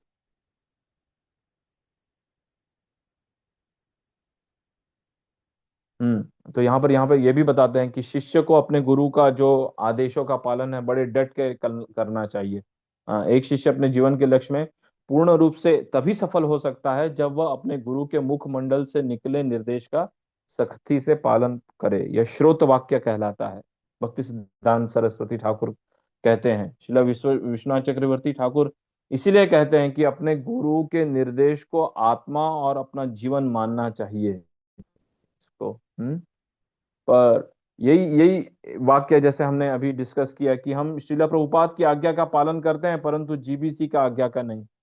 तो पर जीबीसी ने, श्रीला प्रभुपाद ने अपने वसीयत में लिखा है कि अंतिम संचालन का अधिकार जीबीसी के पास रहेगा। तो जीबीसी से हमको, वो श्रीला प्रभुपाद के द्वारा ही बनाया गया है, तो इसलिए हमको जीबीसी का भी आदेश हमको पालन करना चाहिए। वो as good as Srila Prabhupada के जैसा ही है। और शिष्य का क्या एक मनोभाव रहना चाहिए अपने गुरु के प्रति? अपने गुरु के समक्ष शिष्य को बिल्कुल एक ना समझ और एक बिल्कुल भोंदू के जैसे प्रस्तुत करना चाहिए। अपने गुरु के समक्ष अपनी बढ़ाई या अपनी प्रशंसा, ऐसा हमको करने से बचना चाहिए। हाँ, हाँ, कि कभी कभी हमको लगता है कि अरे ये गुरु, ये तो गुरु अपने आप को बोलता है कि इससे ज्यादा तो मेरे को ज्ञान है। हाँ, तो ऐसा हमको, मैं अपना स्वतंत्र रूप से कार्य करूंगा, तो ऐसा हमको नहीं समझना चाहिए। तो उससे उसका आध्यात्मिक विकास बाधित हो जाता है। प्रत्येक शिष्य को कृष्ण विज्ञान के संबंध में स्वयं को अज्ञानी मानना चाहिए, कि हाँ मैं गुरु के समक्ष कुछ भी नहीं हूँ, मेरे गुरु की आज्ञा का पालन ही हम, मेरे को सदैव हमको तत्पर रहना चाहिए, तभी हमारा कृष्ण भावनामृत में विकास होता है। ये चैतन्य चरितामृत के आदि लीला में वर्णन है। एक शिष्य को अपने गुरु के समक्ष अज्ञानी बनकर रहना चाहिए। हाँ गुरु महाराज मेरे को तो ये पता है, हाँ मेरे को तो ये पता है, वो भी पता है, सब पता है, मैं मंगल आरती करता हूँ, मैं 16 माला जप करता हूँ, 4 नियम पालन करता हूँ, भगवत गीता के 700 श्लोक याद है, भागवतम के पूरे श्लोक हैं याद मेरे को, ये सब बहुत ज्यादा ज्ञान बखारने की जरूरत नहीं है हमको। हम्म। तो इसीलिए हमको तो हमको इस प्रकार से जीवन के लक्ष्य की प्राप्ति कब होगी, जब हम सही और गलत में भेद कर सकें। हाँ, तो इसीलिए हमको इस प्रकार से कार्य हमको करना चाहिए कि भौतिक बौद्धिक और मानसिक रूप से हम स्वस्थ रहें, और कठिनाई और दुखों के भरे जीवन में अपने लक्ष्य का भेद हम कर सके, कि जीवन का लक्ष्य है कृष्ण प्रेम प्राप्त करना। इधर उधर हमको जाने से हमको बचना चाहिए। तो यहाँ पर आज हम ये 4 अध्याय जो हैं, यहाँ पर हम यही सीखे हैं यहाँ पर आज, कि किस प्रकार गुरु तत्व के बारे में हमने सीखा। और उसके बाद अ, हमने सीखा कि किस प्रकार गुरुओं के प्रकार होते हैं, गुरु परंपरा प्रणाली के माध्यम से सीखा। इस्कॉन के संस्थापक आचार्य हैं श्रील प्रभुपाद। हाँ, और किस प्रकार श्रील प्रभुपाद चैतन्य महाप्रभु के शक्ति प्रदत्त प्रतिनिधि हैं, और इस्कॉन के गुरु का क्या मनोभाव होना चाहिए। मनोभाव यही होना चाहिए कि उनको श्रील प्रभुपाद की सारी शिक्षाएं उनको आनी चाहिए, उसमें पारंगत होना चाहिए, गुरु का ये कार्य यह है। और अधिकारी और गुरु के निर्देश वही होते हैं जो श्रील प्रभुपाद ने दिए हैं हमको, उनकी पुस्तकों के माध्यम से, लेक्चरों के माध्यम से, और वीडियो के माध्यम से, ऑडियो के माध्यम से। इस्कॉन के बाहर के गुरु को हमको नहीं सुनना चाहिए। नहीं सुनना चाहिए। इससे क्या होता है कि हम जब इन सब चीजों को जब हम देखते हैं तो उसमें यही बताया जाता है कि हमको अ, एक सबसे पहले हमको श्रीला प्रभुपाद को श्रवण करना चाहिए। हाँ, श्रीला प्रभुपाद को जब हम श्रवण करेंगे तभी हम इन सब चीजों को हम समझ पाते हैं। हाँ, तो इसीलिए हमको बाहर के लोगों से हम सुनेंगे तो हम कंफ्यूज हो जाएंगे, हमको कि हम इसके ऊपर विश्वास करें या उसके ऊपर विश्वास करें। तो कहने का तात्पर्य है कि हमको मतलब अ, जैसे अ, पत्नी व्रता या पतिव्रता कोई स्त्री या पुरुष होता है, जैसे एक पुरुष अपने पत्नी के मतलब अपनी पत्नी से ही प्रेम करता है, और पत्नी अपने पति से ही प्रेम करती है, तो वो पतिव्रता पत्नी व्रता हो गया। तो उसी प्रकार हमको लॉयल रहना चाहिए इन संस्था के माध्यम, संस्था के आचार्य के प्रति। ये हमारी लॉयलिटी है। कि हाँ, हम श्रीला प्रभुपाद ने जितना हमको ज्ञान दिया है, दैट विल बी बहुत, ये बहुत ही मतलब ये है, इसको ही यदि हम पढ़ लेंगे तभी हमारा वो हो जाएगा। और श्रीला प्रभुपाद जो है इस्कॉन के संस्थापक आचार्य हैं, और वो पूर्व प्रतिष्ठित शिक्षक और सर्वोच्च अधिकारी होने के नाते श्रीला प्रभुपाद और श्रीला प्रभुपाद का इस्कॉन के प्रत्येक भक्त के साथ विशिष्ट संबंध है। परमेश्वर भगवान श्री कृष्ण सर्वोच्च गुरु है, और उन्हीं की कृपा गुरु परंपरा के माध्यम से हमको प्राप्त होती है। तो उद्धार, एक भक्त का उद्धार कौन करता है? भगवान श्री कृष्ण ही कर सकते हैं, और उनकी कृपा की अभिव्यक्तियों के विभिन्न संयोजन द्वारा चैत्य गुरु आते हैं, श्रीला प्रभुपाद आते हैं। कौन कौन आता है? गुरु परंपरा आती है, दीक्षा गुरु आते हैं, शिक्षा गुरु आता है, हरिनाम आता है, शास्त्र आता है, या भक्ति के 9 अंग आता है। भगवान की कृपा यहीं तक सीमित नहीं रहती है। तो ये जो आचार्य हुए श्रीला प्रभुपाद, इस्कॉन के संस्थापक आचार्य, इस्कॉन के सभी सदस्यों के पूर्व प्रतिष्ठित शिक्षा गुरु हैं। तो श्रीला प्रभुपाद की शिक्षाएं हमको फॉलो करनी है। तो अल्टीमेटली मतलब पूर्व प्रतिष्ठित शिक्षा गुरु कौन है? हमारे सभी के श्रीला प्रभुपाद हैं, क्योंकि उन्हीं की शिक्षाओं पर हम ये भक्ति मार्ग में हम आगे तो इस्कॉन की सभी पीढ़ियों के सदस्यों को श्रीला प्रभुपाद की शरण ग्रहण करने के लिए हमको प्रोत्साहित किया जाता है। हाँ, इसीलिए हमको श्रीला प्रभुपाद के, इस्कॉन के सभी सदस्यों का अधिकार है कि वो प्रोत्साहित किए जाते हैं कि श्रीला प्रभुपाद की पुस्तकों को, शिक्षाओं को और उनकी सेवा को उनके इस्कॉन संघ के माध्यम से निजी संबंध स्थापित करें। तो ये श्रीला प्रभुपाद ही मेन कड़ी है इस्कॉन से हमारा जुड़ने का। उनकी पुस्तकों को, उनकी प्रवचनों को, शिक्षाओं को हमको पढ़ना चाहिए। हम्म। तो ये जीबीसी और ये जो इस्कॉन के जो सभी जो मैनेजमेंट है, ये सब श्रीला प्रभुपाद को ही पढ़ते हैं। हम्म। तो इस प्रकार से हम ये भी देखते हैं कि किस प्रकार शिला प्रभुपाद एक पूर्व प्रतिष्ठित आचार्य हैं और सभी से उनका किस प्रकार से संबंध है, मतलब गुरु से। तो यही हमको ये देखना चाहिए। तो यहाँ पर ये गुरु का पादाश्रय के बारे में यहाँ पर बताएंगे। कल से हम लोग ये जो चालू करेंगे हम लोग, जो दूसरा अध्याय है, मतलब दूसरा यूनिट जो है, कल हम लोग इसको चालू करेंगे कि किस प्रकार हमको गुरु पादाश्रय ग्रहण करना चाहिए और किस प्रकार गुरु का चयन करना चाहिए और किस क्या दीक्षा की क्या क्या प्रतिज्ञाएं होती हैं उसके बारे में हम लोग चर्चा करेंगे कल।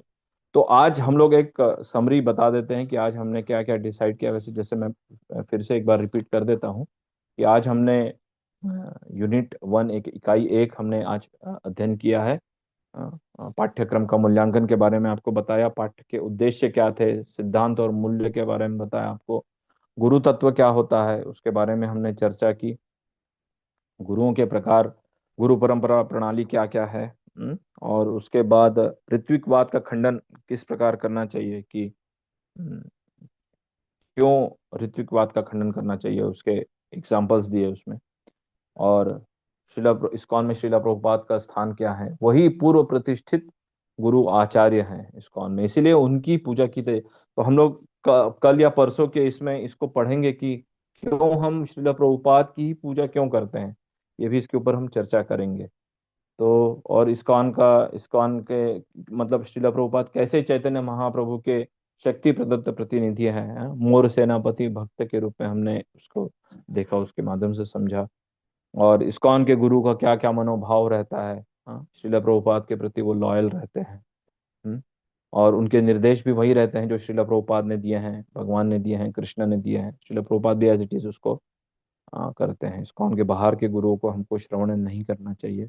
यह भी हमको कि लॉयलिटी हम कैसे, हम एक अपने आचार्य के प्रति हम कैसी व्यक्त करते हैं, उसके प्रति हमको लॉयल होना चाहिए। तो ये 4 अध्याय आज हमने देखे इस चीज को। तो कल हम दूसरे यूनिट में हम देखेंगे, गुरु पादाश्रय वगैरह के बारे में चर्चा करेंगे।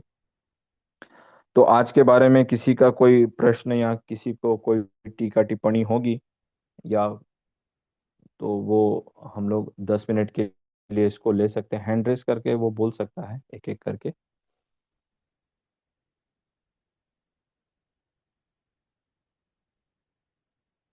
यस, वरुण सोनी प्रभु जी बताइए।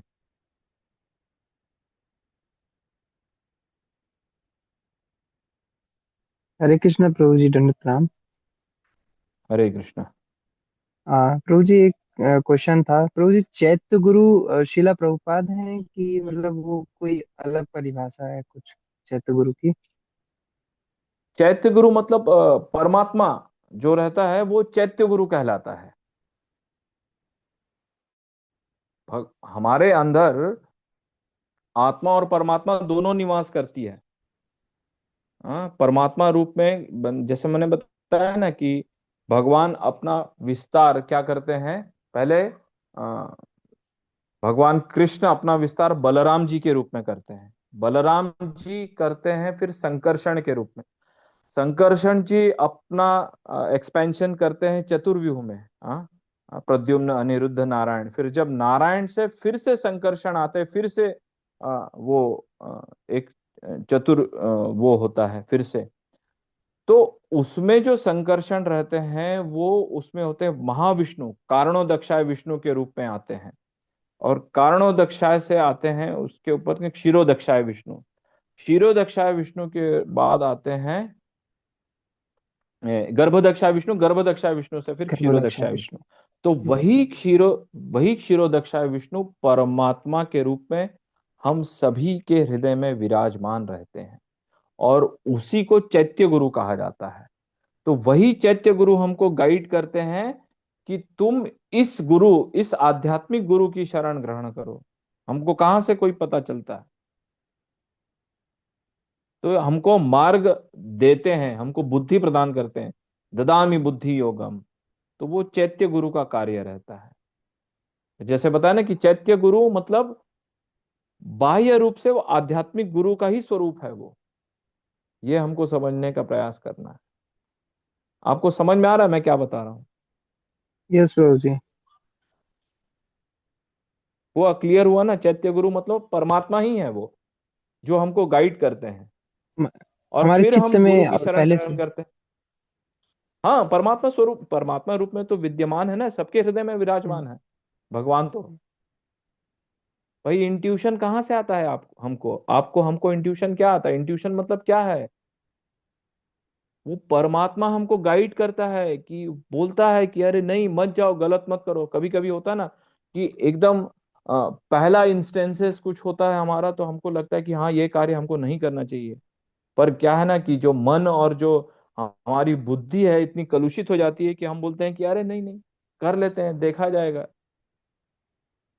कुछ भी कार्य देखिए, गलत कार्य करने के पहले हमको अंदर से आवाज आती है, वो परमात्मा की हम्म, आवाज होती है, ये शराब पीना बुरा बात है, मत पियो। अरे दोस्त बोलता है, अरे नहीं नहीं नहीं, पी ले पी ले यार, कुछ नहीं होता है। सिगरेट पीना बुरी बात है, हमको थोड़ा सा हिचक लगती है। अरे अवैध स्त्री संग या अवैध पुरुष संग करना गलत है, बहुत डर लगता है हमको करते करते। हम माँ बाप से छुप के सिगरेट भी पीते हैं, तो बड़ा छुप के कहीं कोने में या कहीं नदी के किनारे, वहां पे जाके आप देखेंगे, वहां पे कई लोग। क्यों ये सब नशा वशा जो होता है छुप के अंधेरे, रात के अंधेरे में क्यों होता है भाई? खुलेआम क्यों नहीं करता है कोई? ये पहले जो करता है वो छुप के ही करता है। तो परमात्मा बोलता है मत कर भाई, मत जा वहां पर वो उसको, मतलब बुद्धि और मन हमारा इतना कलुषित हो जाता है कि हम बोलते हैं कि नहीं नहीं, कर लेते हैं, करके देखते हैं।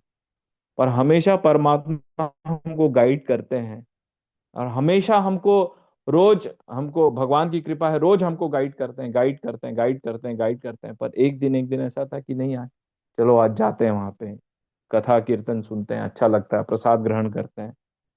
तो वो चैत्य गुरु का ही काम है, वो रोज हमको इंस्ट्रक्शन देते हैं। पर हमारी अज्ञानता और हम उसको नहीं सुनने की जो हमारी आदत है ना, उसकी वजह से हम भगवान से दूर होते जाते हैं। पर चैत्य गुरु परमात्मा रूप में सबके हृदय में विराजमान रहते हैं। ऐसा नहीं कि मेरे और आपके हैं और इसके और उसके इसमें नहीं रहेंगे, ऐसा नहीं है। सभी के हृदय में विराजमान है परमात्मा स्वरूप में। ठीक है वरुण प्रभु। यस प्रभु जी। ये Prabhu ji, thank Hare you so much. Krishna. Hare Krishna Ravindra. Hare Krishna. Yes, Gopika Thakur माता जी। हरे कृष्णा प्रभु जी। पांचन हरे प्रणाम। कृष्णा माता जी। हरे प्रभु कृष्णा। जी, ये ऋत्विकवाद का मुझे मतलब संक्षिप्त समझ में नहीं आया। देखिए ऋत्विक और मैं एक बहुत सिंपल तरीके से बताता हूँ कि एक तो हमने डिस्कस किया कि श्रीला प्रभुपाद ने ऋत्विक, मतलब कोई बोलता है ना कि श्रीला प्रभुपाद के द्वारा ही ये ऋत्विकवाद की स्थापना की गई है और इसी को हम कंटिन्यू रखना चाहिए। तो वो ऋत्विकवाद क्या था एक्चुअली? जब श्रीला प्रभुपाद मतलब शरीर छोड़ने वाले थे 1977 की बात है, 1977 की बात। तो चूंकि उनका शरीर बड़ा दुर्बल हो गया था, और वो कहीं डॉक्टरों ने उनको मना किया था उनका भोजन वगैरह, अब वो अपनी लीला समाप्त करना चाहते थे, भगवत धाम जाना चाहते थे वो। तो वो उन्होंने फिर दीक्षा देना बंद किया, और मतलब लेक्चर्स क्लास वगैरह थोड़ा सा देना बंद कर दिया। तो चूंकि अब सोसाइटी को रन करना है, आपको अपने शिष्य बनाना है, क्योंकि उस समय शिला प्रभुपाद का प्रभाव पूरे इसमें पड़ चुका था बहुत सारा, तो कई लोग उनसे दीक्षा ग्रहण करने आते थे।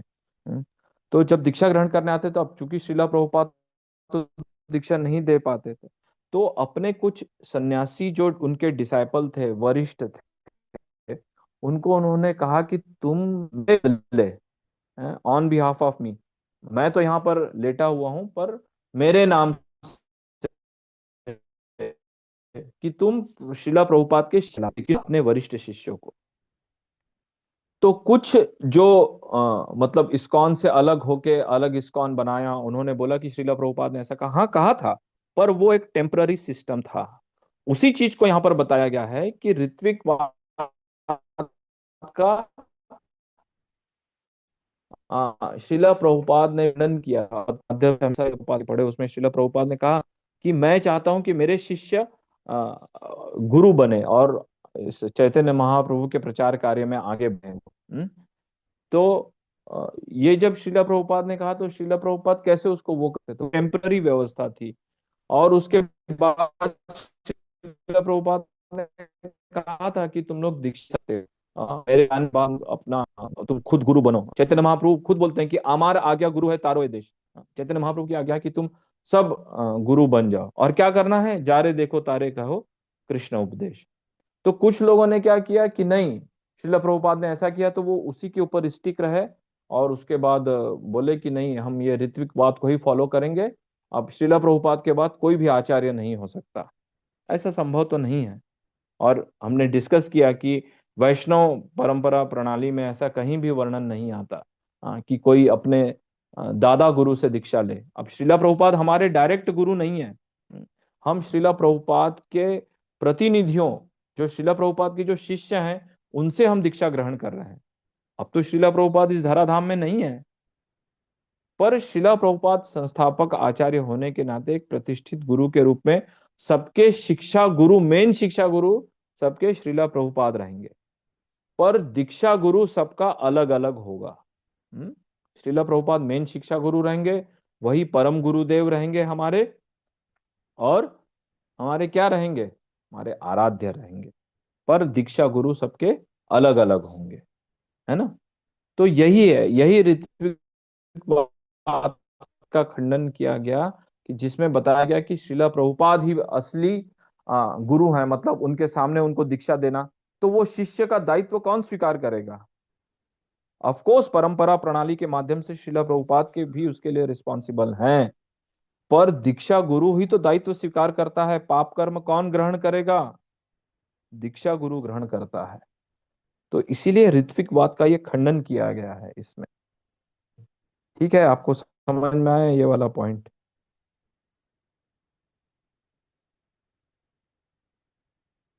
ठीक है गोपिका माता जी।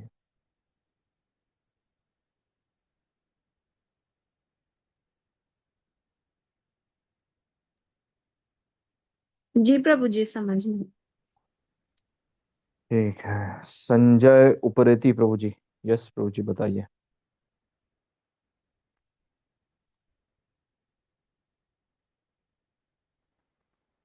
हरे कृष्णा प्रभु जी, दंड प्रणाम। हरे कृष्णा दंडोत प्रभु जी। यस प्रभु जी, मेरा क्वेश्चन एक्चुअली थोड़ा सा अलग है क्लास से थोड़ा। मेरा एक डाउट है, अगर हमने पूर्व में कुछ कई सालों पहले किसी से दीक्षा ली है जो कि इस्कॉन के बाहर के गुरु हैं, तो अभी जब हम इस्कॉन में कई सालों से हैं तो उसमें कोई कॉन्फ्लिक्ट नहीं है ना इस्कॉन में दीक्षा लेने का, ये तो है। क्या इस्कॉन में क्या। इस्कॉन से बाहर अगर कई सालों पहले दीक्षा ली है और उसके बाद हम इस्कॉन ज्वाइन किए हैं, अब इस्कॉन में फॉलो कर रहे हैं, इस्कॉन में गुरु से दीक्षा लेने में कोई कॉन्फ्लिक्ट नहीं है ना, दीक्षा ली जा सकती है, नहीं नहीं, कोई कॉन्फ्लिक्ट। कॉन्फ्लिक्ट नहीं है। एक्चुअली हम आगे इसमें देखेंगे कि ये जो गुरु परंपरा प्रणाली माध्यम है, तो किस प्रकार चार संप्रदाय हैं जो प्रामाणिक संप्रदाय हैं। तो उस संप्रदाय में यदि कोई गुरु आता है, या आपने उस प्रामाणिक संप्रदाय के गुरु से आपने दीक्षा ली है, हम आगे इसमें चर्चा करेंगे, तो उसमें कोई हर्जा नहीं है। पर अभी मेन इन चार संप्रदाय में से तीन संप्रदाय प्रायः, मतलब प्रायः लुप्त इसलिए कहा जाता है कि उन्होंने प्रचार कार्य को बंद कर दिया, प्रचार कार्य नहीं किया। जैसा इस्कॉन में श्रीला प्रभुपाद और उनके प्रतिनिधि कर रहे हैं, तो वो कार्य नहीं किया, तो वो कार्य मतलब बंद हो गया। तो वो ऑलरेडी मतलब लुप्त हो गया है वो परंपरा तीन ऑलमोस्ट।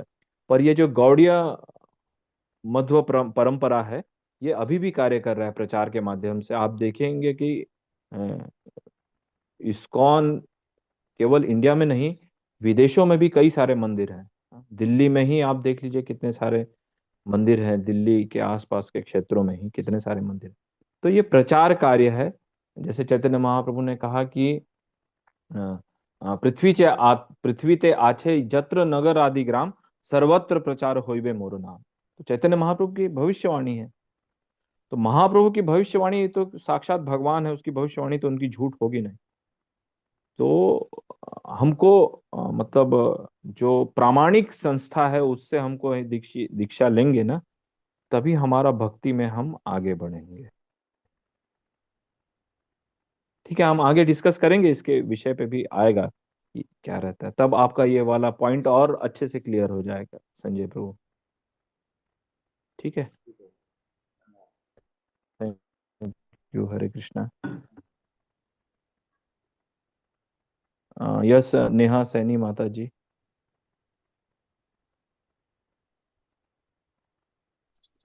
हरे कृष्णा प्रभु जी, पंचांग प्रणाम।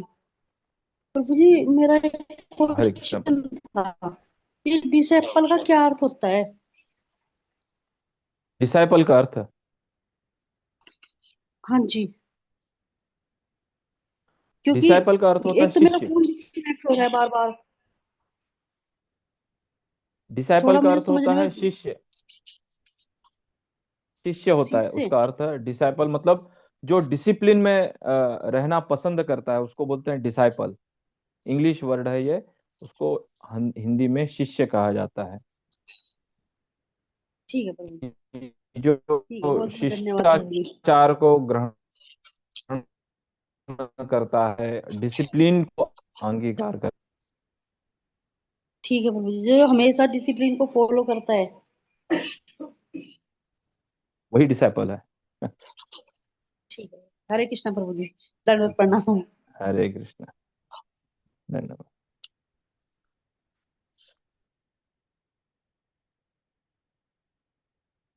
ये अच्छा, ये कौन सिंथिया पतानी जी ने इन्हें लिखा है, हरे कृष्णा प्रभु जी प्रणाम, प्लीज रिपीट ऋत्विक बात पॉइंट्स, अभी बताया था वो गोपिका माता जी को। होप आपका पॉइंट क्लियर हो गया होगा। हम्म।